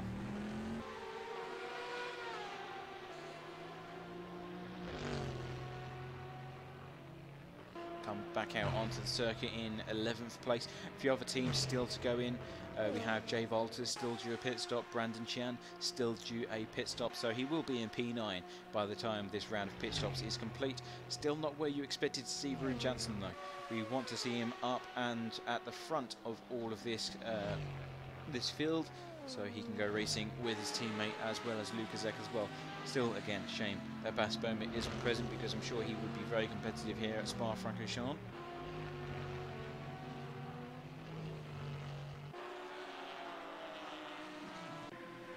Battle between the two Ferraris, Mario Her and Gotzel, or sorry, Ada rather, in their two Ferraris, the Sega sponsored. Oh, look at the flick of flames coming there from the back of these 488s. Ada gets a bit of a wide entry into Locom. That's going to compromise the exit speed, and you can see Mario Her taking massive chunks of time as a result out of that lead.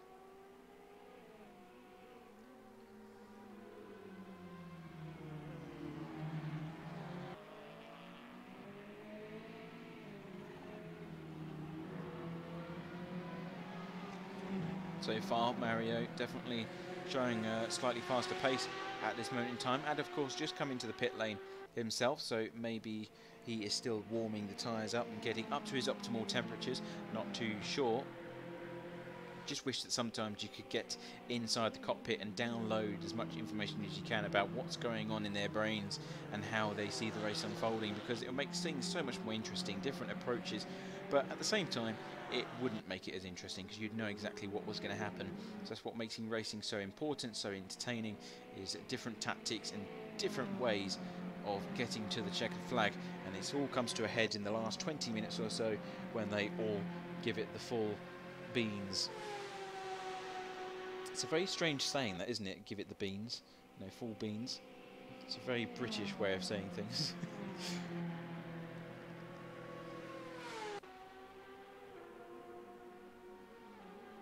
All of the cars seem to have fairly substantial gaps between them at the moment. Mario continuing to extend his lead over Ada for the time being. It's now 2.3 seconds as they come across the start-finish line, which is a fairly substantial gap considering they were 0.5 seconds closer to each other just a few moments ago.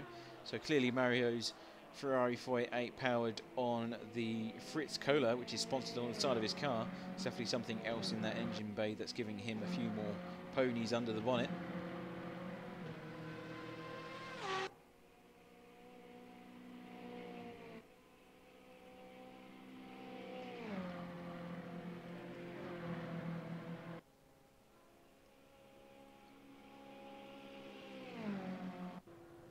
Go back to the lead of LMP1 though. Hazy has an advantage now of 13 seconds as he comes across the start-finish line once more.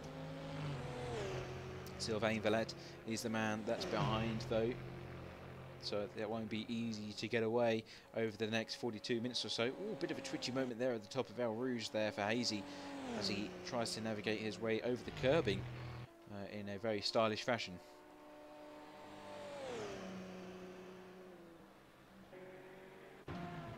Rune Jansen continuing to fight his way up the order as well. He's currently in P10 in class, and he's trying to navigate his way around Malinen in the Porsche 911 RSR down towards Blanc-Jamon. There you go.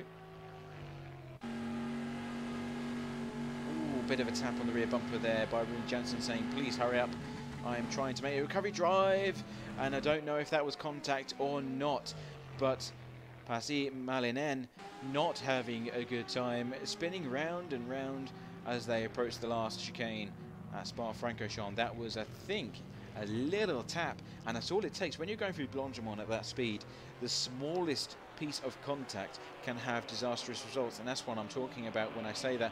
And now he's got grass on the tyres, which means zero grip at these low speed corners. He decided to come into the pit lane. That's a very bold paint scheme that he's got on that Porsche there. Not my personal choice, if I'm honest, but hey, each to their own. Advantage to everyone else though, because Ada's just gone through, Gotzel's just gone through, Brandon Chan's going to have his moment as well and go through, and yeah, Passy Malinen not having a good time at the moment. Rune Jansen seemed to got away with that one, contact free though.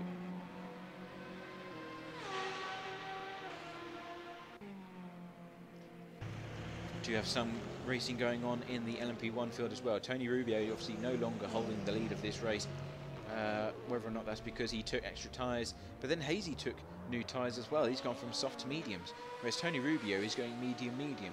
So, oh, Tony makes a mistake on the exit of turn 1. Very nearly makes collision course with the concrete barrier of pit lane, but just about saves it and stops that from being a complete disaster. That has allowed Glabczynski back into the mix, because here he comes on to the main drive down towards Le Combe.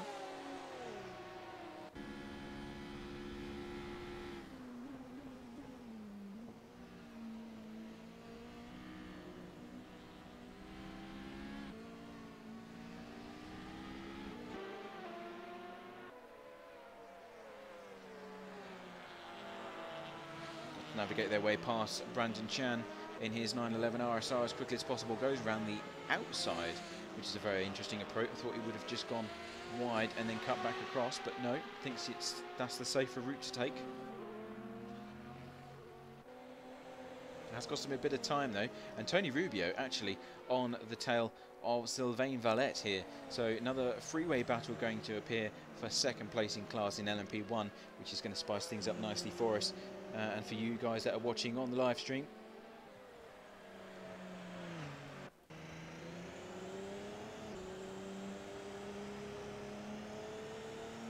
Tony Rubio using all of the circuit there as he blasts his way down to Blanchimont once more.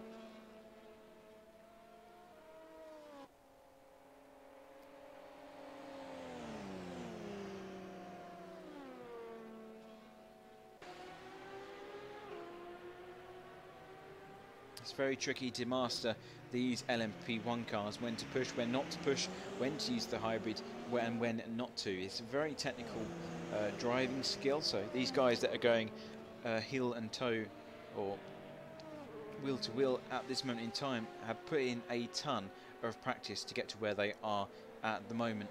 It's not easy to perfect this type of vehicle. Going through a Rouge once more at full speed.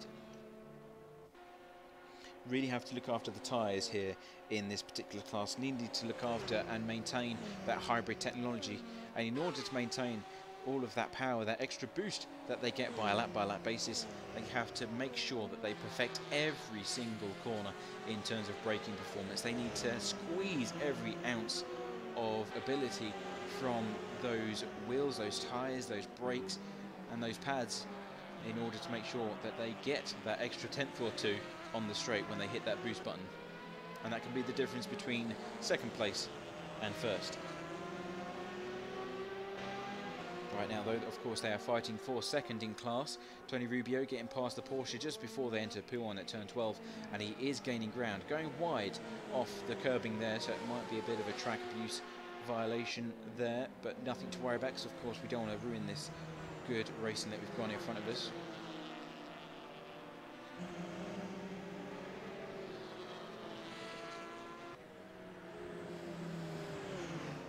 So Glabczynski is starting to gain some ground as well. Of course, this GTE traffic not in the favour of Sylvain Valette or Tony Rubio themselves. 0.8 seconds now as he gets stuck behind Adder in his Ferrari on the exit to the back straight.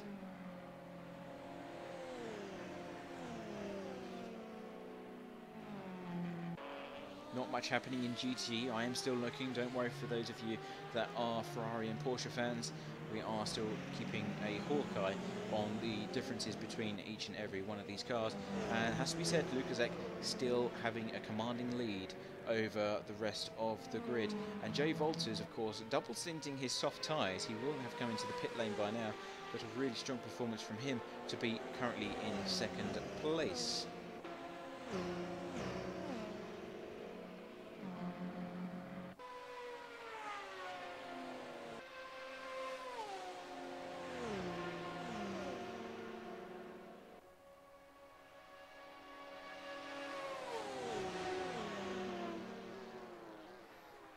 Sylvain Valette looking down the inside of the Porsche, not going to work. Here we go, three-way battle for P2 and LMP1. That Porsche has really spiced things up for us here, because they can't navigate their way around it in time before the other cars catch up. 0.2 seconds between each car. That is an incredible difference between all of them at this stage of the race. 35 minutes remaining, so this could be the moment when they really start to hammer down and get those lap times in. 1, 2, 3 cars going past the camera at full speed there down towards Podium for another time.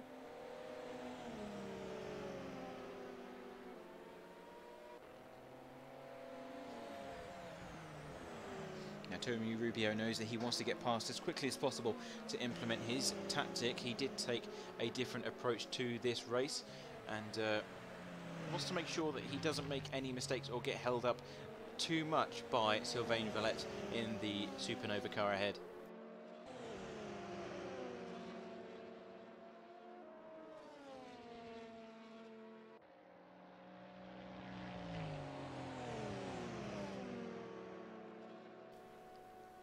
Looks like they're all keeping their distance for the time being. No advantage or time lost on that rundown. And Sylvain Valette is going into the pit lane. As we predicted, we knew that he was due a pit stop because, as stated before, they're on different strategies. But Tony Rubio loses out to Glabczynski. Glabczynski takes the advantage and goes into second. Great racing there from him. And it's down to Tony Rubio now to make the ground back and keep the fight going. He needs to make sure that he stays ahead before the last round of pit stops, excuse me.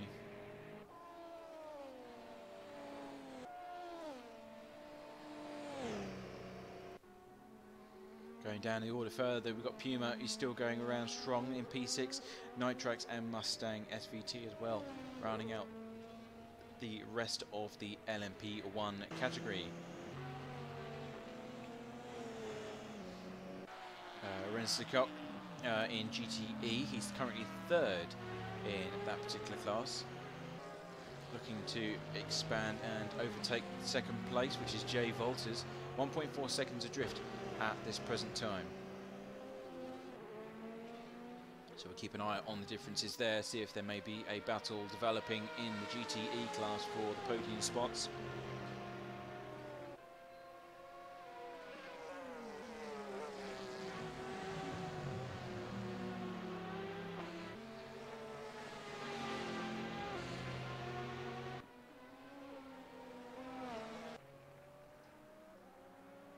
Brev says heel and toe, pretty sure they're paddle shifting cars. Yes, they are.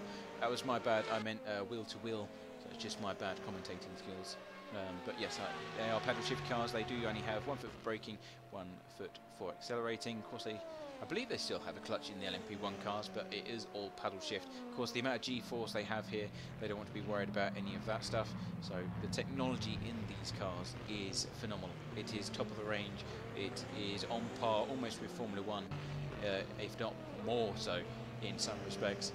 And the amount of G-force they carry through each and every corner is absolutely staggering. But yeah, definitely won't be heeling and towing down into El Rouge in these things. Maybe for the GTEs, because of course they have no ABS, they have very limited limiting regulations to make sure that they're as competitive as possible, and they certainly will be. But even then, they are still paddle shifting and heeling and towing. You can still use that when downshifting through flappy pedals. It's about making sure that the throttle is obviously balanced with the rev of the engine to make sure that the transition is as smooth as possible. And I know loads of sim racers that, although they don't need to use the clutch, they still heel and tow because they're so used to it anyway. So they'd actually just have their left foot laying on the side of the cockpit, or their sim, and it won't be doing anything, which I find is personally is a waste. But there you go. All down to preference, in other words. Still, Glabczynski holding on to that second place fairly nicely. 2-second lead over Tony Rubio for the time being. We're going to go to the GTE field now because things may be coming to a head for some of these guys. Rune Jansen still in P8 and looking to take possession of P7 from Gianni Lahanen. Going down into campus, looking down the inside. Lahanen closes the door, says no, that's a very cheeky move, you're not doing that. That's not on, and closes very nicely. Now this is going to be quite a disastrous result for Rune Jansen. We know that Brent Stukok, his teammate, is going to retake that second place away from him in the championship standings, and he's going to have to really work hard and make sure that he gets a good result in the final round in 2 weeks' time if he is to ensure his second place.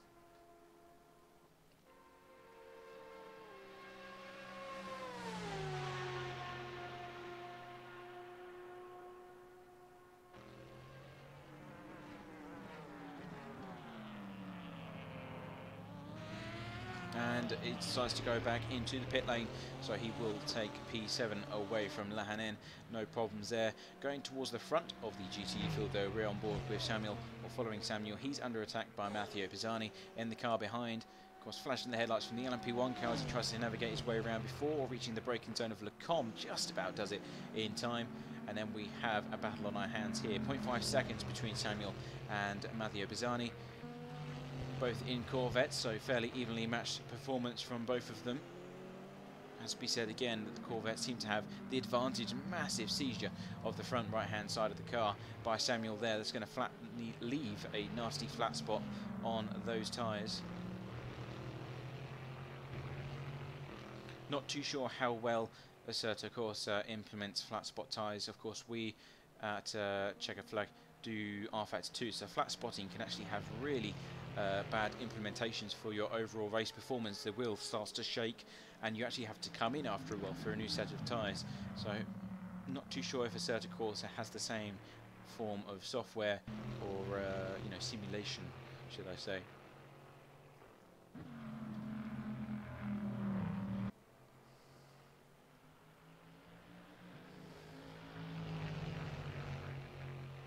Still gaining ground though, 0.5 seconds as they go towards Blanc-Germain once more.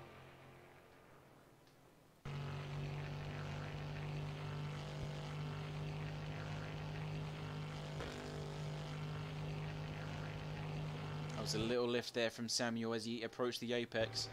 So he just heard it, just that little reapplication of full throttle, just a little tiny blip to make sure he gets that extra bit of turn in, to make sure that he gets maximum speed on the exit and doesn't run wide. But that means that the Matteo Pisani is right on his tail, 0.3 seconds as they come across the start finish line one more time. Another massive lock up on all four tyres, this time from Samuel. He's really feeling the pressure from the Corvette behind as they go through El Rouge. Using all of the track and a bit more as he goes through the corner, and surely this time Matthew's got the advantage. He's a lot closer this time. 0.2 seconds, 0.1 seconds. They're alongside one another now as they come down towards Lecombe, who's going to take it under the braking zone. It looks like Samuel's got a slight advantage, slight lead, and holds that position fairly easily as a result.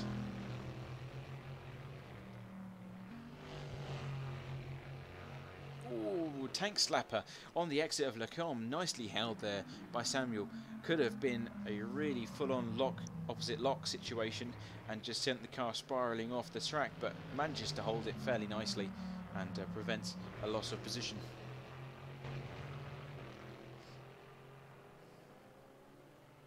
Now, Lukaszek has made his last and final pit stop for this race, and he will be going to the end now. He's currently in 4th place, 10 seconds adrift of the two cars that are in front of our screens at the moment.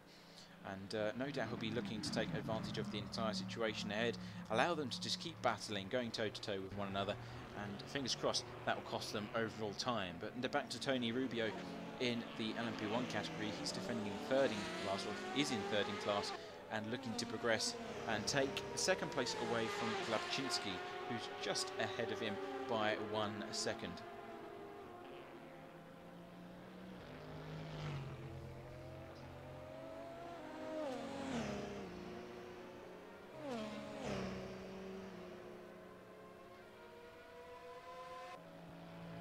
Gotta love that camera angle. At the top of the hill, you just see the cars at full speed coming over the crest and quite literally twitching all over the place, because the speed, obviously, the speed that they're carrying in these LMP1 cars, and it's almost like you lose feeling to the front end. The air goes underneath the car, and of course the tarmac is actually dropping away from you as it evens out at the top of the hill, and that gives the cars a sense of almost flying, where you feel disconnected from the road surface, and that's why they're twitching around just a bit, trying to regain some form of feeling in the car and make sure that they keep control.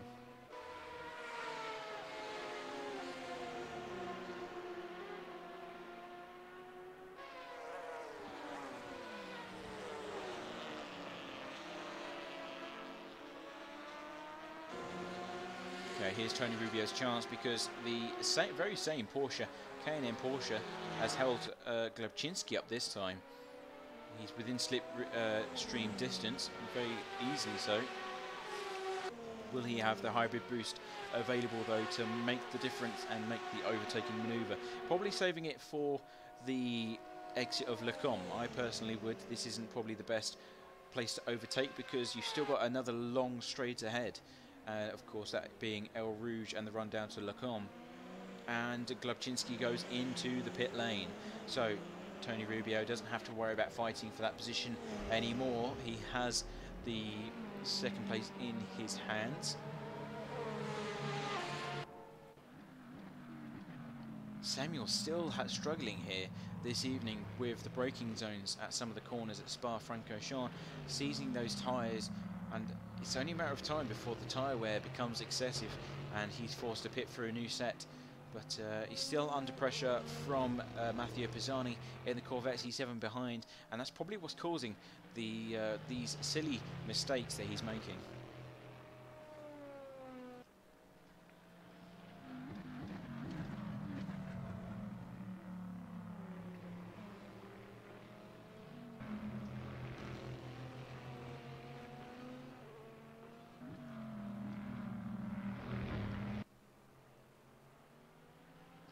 When you're in a position such as Samuel, you just need to be able to learn to shut off the outside world almost. Of course, look in your mirrors, make sure you know what's going around you at all times, but at the same time, don't care about what's going on around you. Just note that it's there. The car behind me exists, but I do not care what he's doing, and that way you can just focus on what your next objective is or what your next task is, and that's usually the apex of the next corner, or the braking zone of the next corner, and that is where driver pressure and discipline comes into endurance racing. Of course, these guys have been driving for quite some time already. They're going to be fatigued, they're going to be tired, and thinking about the end result and that checkered flag. And of course, as the race progresses, the desire to finish in a decent position strengthens more and more, and that's where you see desperation and mistakes start to seep their way into the grid.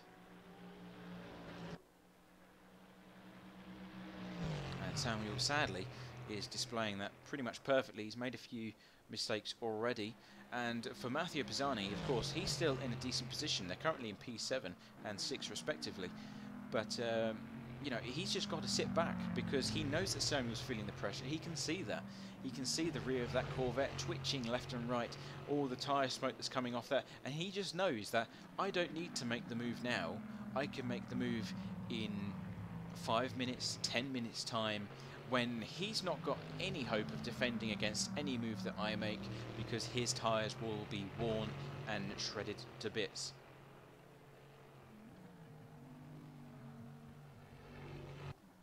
That's just how you approach the race, how you discipline yourself to just get on with the task at hand and come out on top with a decent result. Going back further down the order though, we've got Ada, who is defending for P10 in class against Jahin Lahanen. Once again, a very bold coloured Porsche 911 RSR.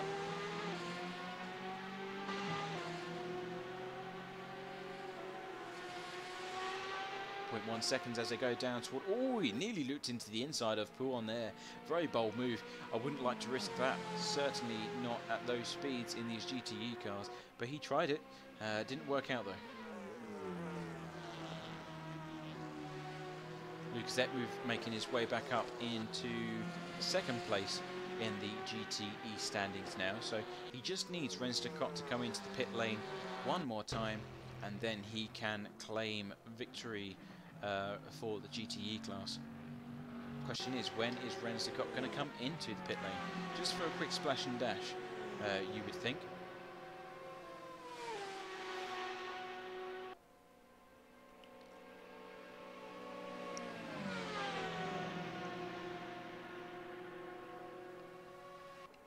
Still staying on board with these two cars.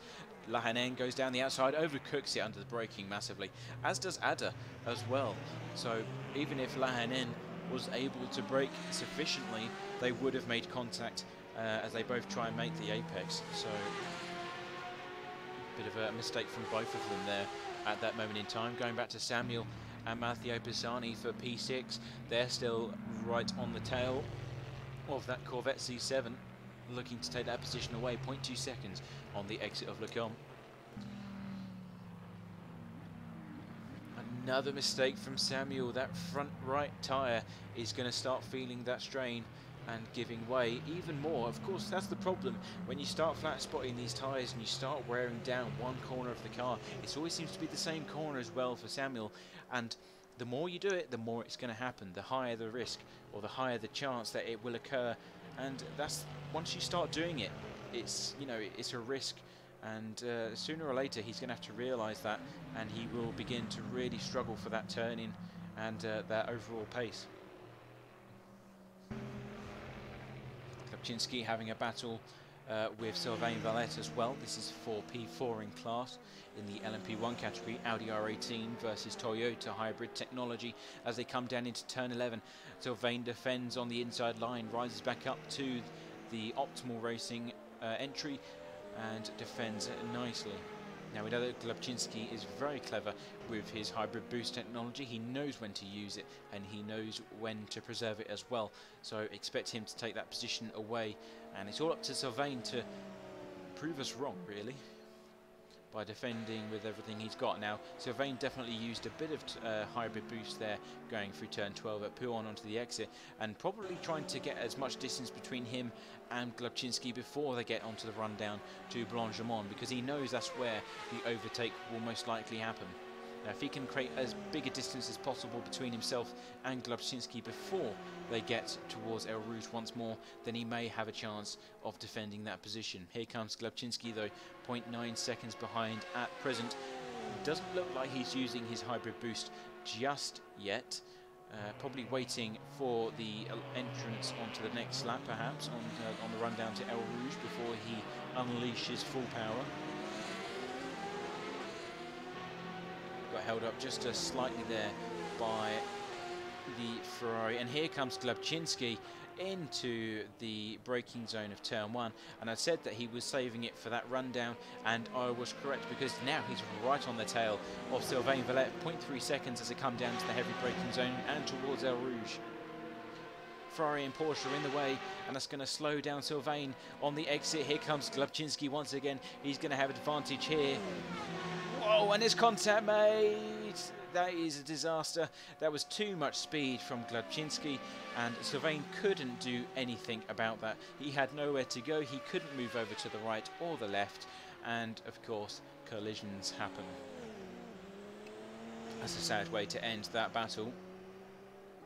No doubt the stewards will have a look after the race at that one, because I think that was just too much aggression there from Klapczynski, and that resulted in them both going, well, Klapczynski doesn't seem to have suffered any damage whatsoever. He's still parrying on as if nothing's happened.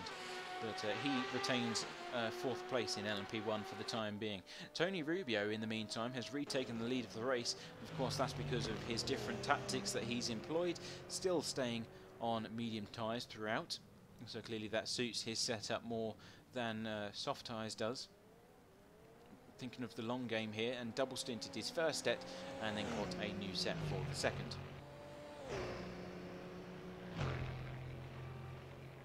Rennes de Coq though still holding on to that first place, so not too sure if he's going to have to come into the pit lane. I would presume so, but Lukasek holding on to second. Now Lukasek will actually move up the championship standings. Of course, let's have a look just quickly. Nassau Racing, Roos Janssen is currently on 311 points in second place, whereas Renz de Kock is on 310, and he's tied with Luca Zek at the moment. So if they finish in their respective positions, first and second, then they may well move up the order by into first and second in the championship standings. Of course, Bas Boma is sadly not here with us this evening. He's the current leader of the series with 316, but of course if he's not getting any points this evening, then I can safely say that Renz de Kock and Luca Zek will move up and replace him.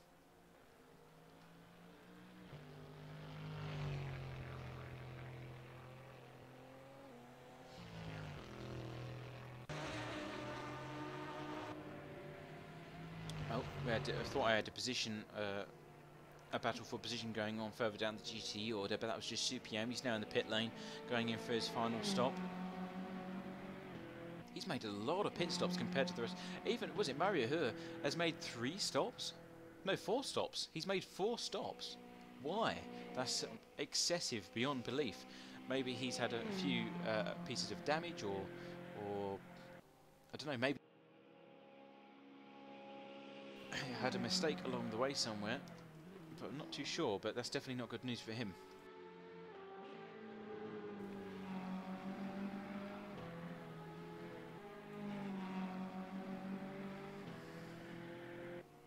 Of course, our fastest lap now set by Hazy, 1:57.449. A bit of a shame because he's currently in third. I mean, it's still good position, but he's 2.9 seconds away from Pazam, which is the LMP car ahead for second place. But even after that, it's 15 seconds adrift of Tony Rubio, so a lot of work to do there if he's to retake that position. On board with Matteo Pisani, he's still after Samuel, and Samuel still continuing to seize that front right hand side of the car. You have to wonder, what are these tyres made of, because he's lasting a lot longer than I anticipated.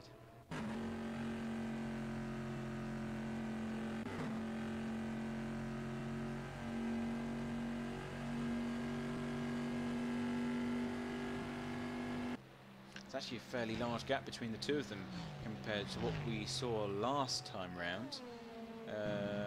Yeah, 1.2 or 0.7 seconds. Ooh, Matteo Pisani nearly losing it on the entry to Lacombe. Just manages to save that. That's not going to help his case.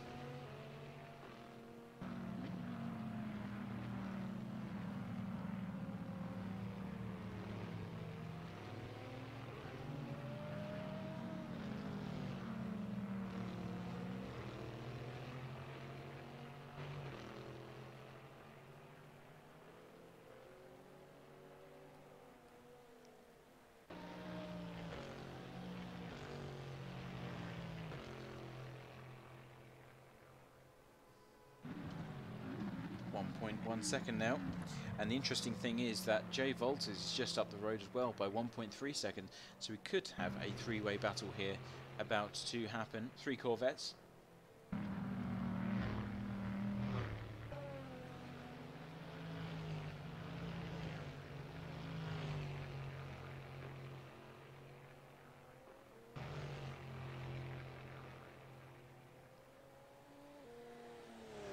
Ace Rod has sadly DNF'd as well, so that's another one to add to the list. Only 24 cars remaining on grid.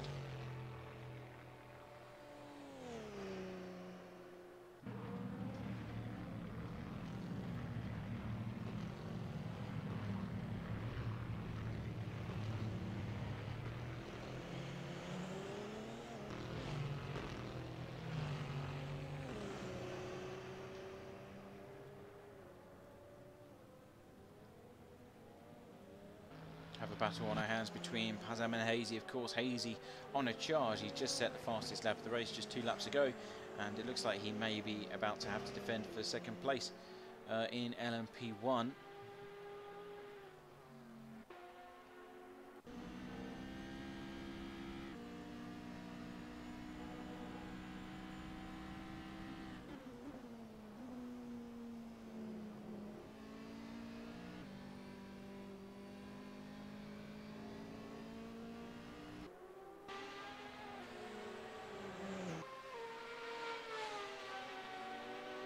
It's Hazy. He's on the charge. 1.2 seconds.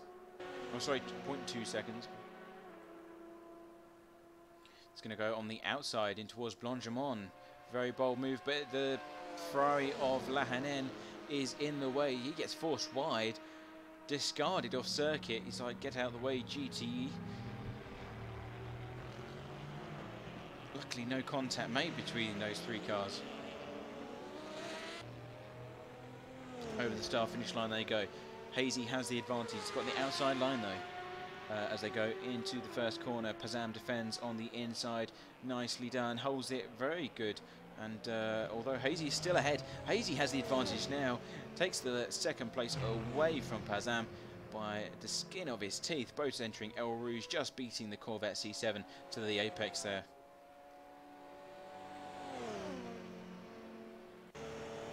Here comes that hybrid boost from Pazam. He's using it very wisely on the run down to Lacombe. He needs to carry the speed through now, through the apex, in order to take that position away, but he can't do it. It's not enough. Hazy retains second place for the time being.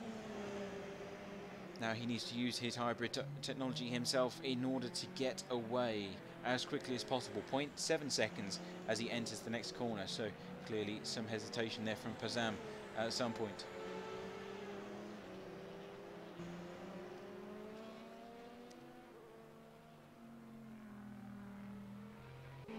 Gaps widening quite quickly now.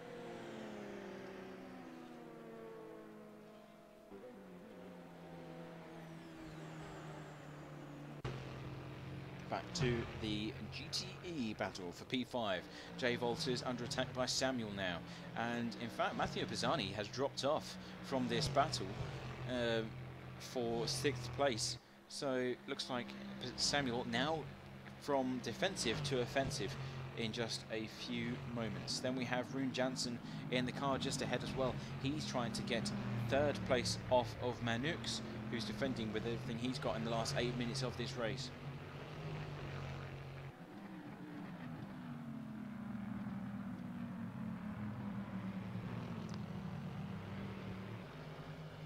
Now 3rd place finish. I don't think Rennes de Coq is actually going to come in for an extra pit stop. It looks like Lucasette may have got his strategy wrong here this evening, and it's cost him a fair bit of time in the pit lane, which wasn't needed. But he may come home with 2nd place. We don't know. He could just need to splash and dash in the last 5 minutes. We'll just have to wait and see. Here's Manux under attack by Rune Jansen.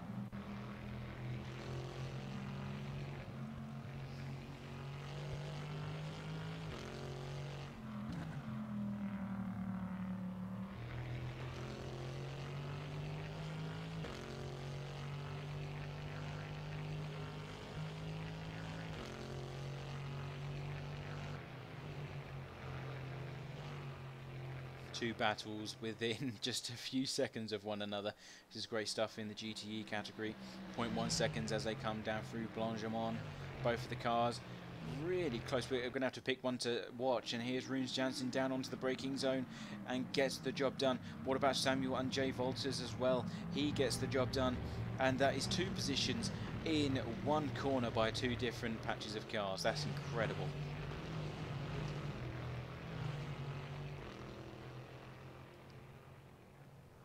So both had the opportunity to go down the inside, both took it, and they both gained a position as a result. Now Misano Pisani has got to take the position away from Jay Volters if he's going to stay attached to this battle. And Rune Jansen now on a podium, so despite his disastrous start in P12 after he spun out on the warm-up lap, great recovery drive, and now fighting for 3rd.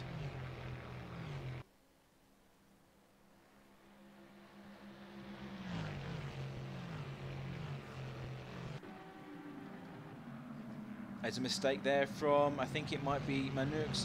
Yes, it is. Tried to get, ooh, nearly cuts across Samuel there. That's a very dangerous manoeuvre. Samuel takes the position away and moves up into P4. Just overcut the braking. And here comes Jay Volters as well. There's contact made. Was it Manux is getting beaten up? Gone all the way down from 3rd to 7th in half a lap. That is disastrous. Everyone just like a pack of hyenas. One goes in for the kill and the rest joined in.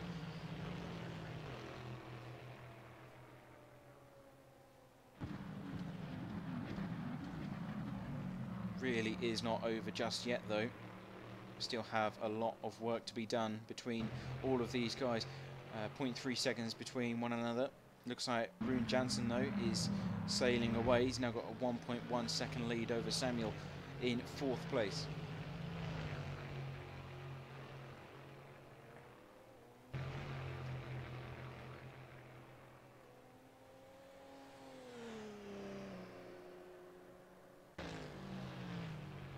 Manuk's really not having a good day in the last 5 minutes of this race. He's still got time to take some of these positions back. Here comes Matteo Pisani down onto the inside for P5. That's Jay Volters defending ferociously on that inside line. Nicely done there, able to keep Matteo Pisani at bay.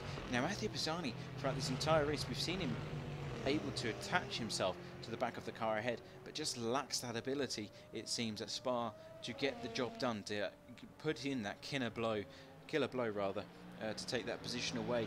And it looks like it may be the same for Jay Volters as they come down towards El Rouge. Of course, he has got the run down towards Le Comte, so he can quite easily do it.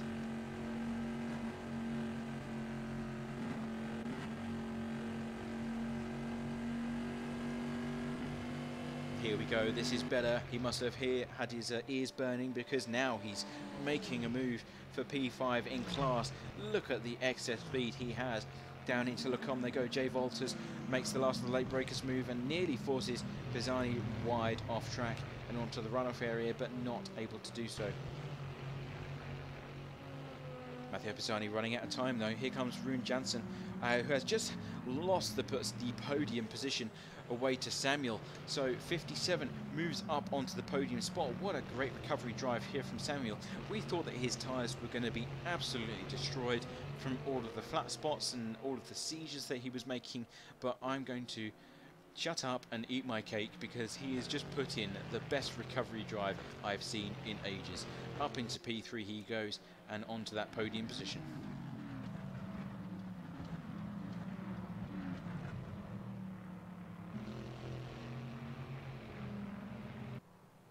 Matteo Pisani down the inside, and that's at Campus, turn 14, not able to get the job done.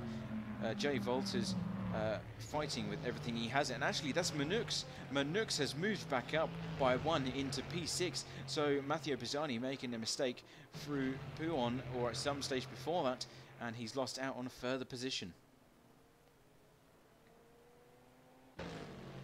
Pisani coming back at him though, not happy about that happening.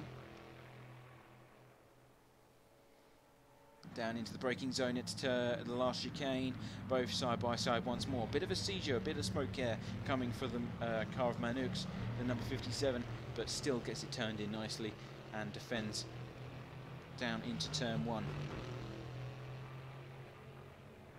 Using all of the track there, Manux rising back up to the racing line, trying to get... Now, if I was Pisani here, try and get the undercut, try and get that turn in. Has he done it? Yes, he has. Amazing stuff there by Matteo Pisani. Just over brakes down to turn 1. And that means he can get it turned in and just slice past Manux before you even get to El Rouge. Slipstream coming into effect once again though. Remember, this is for 6th in class in GTE.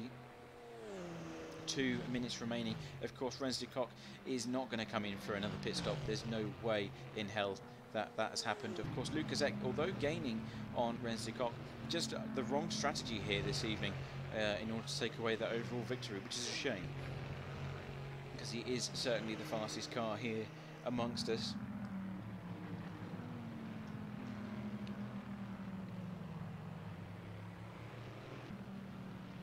Samuel's driving away like something's on fire, because 1.5 seconds now between him and Rune Jansen, and then Jay Volters 0.6 seconds behind. So things might spice up once more for 4th place in GTE, not too sure. LMP1, no battles going on at the moment, unfortunately, as we reach the penultimate lap here for round 6.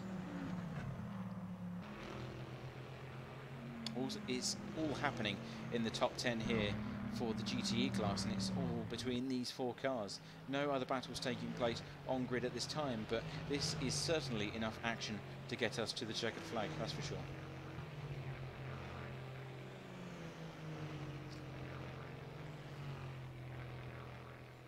Jay Volters closing the gap on Rune Jansen.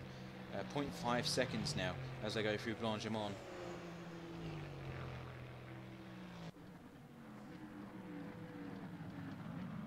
Going to be the last lap coming up very shortly. Tony Rubio still leading in the LMP1 category. Where is Tony Rubio? We'll quickly switch to him. He's on his final lap now, so that this will be the final lap for all of these guys. So everything on the table, all the cards, everything. As the LMP1 car go down the inside, or the outside rather, towards El Rouge. Bit of a scary moment. He might have met the concrete barrier if they didn't leave him enough space, but feels confident to do so. Oh, Jay Volters running wide at the top of El Rouge. That means that he's going to get a slightly better run towards Lecombe.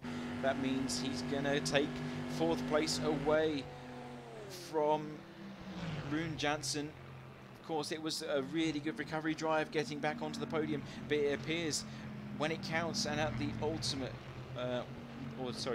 the last lap of this race, it's all fallen apart for him.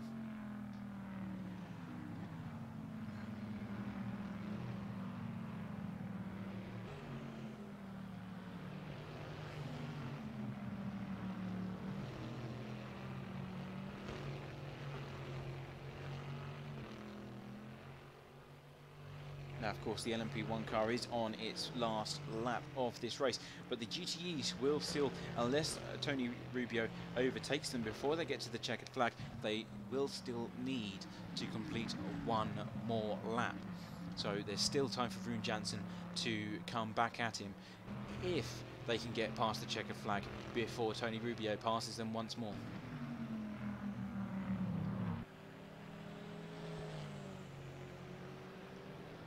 Where is Tony Rubio, though? Oh, he's parked on the side of the road. That's very strange. Is there issues then for... Oh no, he's already finished. That makes... that's a bit confusing. Do apologise. So Tony Rubio finishing in 1st place for the LMPs, and this will be the final lap then, because he's already come across the... I thought he was behind the GTEs that we were reviewing, but the Hazy will take 2nd place in LMP, followed by Glubczynski, who is 10 seconds behind. Rensdekok takes his another victory in GTE in his Corvette C7 for Nassau Racing, and Luka Zek snatched... ooh, big collision there. Obviously, as you come across the line, all care for the world goes out the window and everyone just decides to collide into one another. But Luka Zek, he had the pace, just not the strategy, and that's what's cost him here. And then we have Samuel as well, who is in 3rd. Great last few laps there. I'm sure he's over the moon by that, especially being under pressure from Matteo Bizzani near the ending stages of that race. To come home with a 3rd place must be fantastic.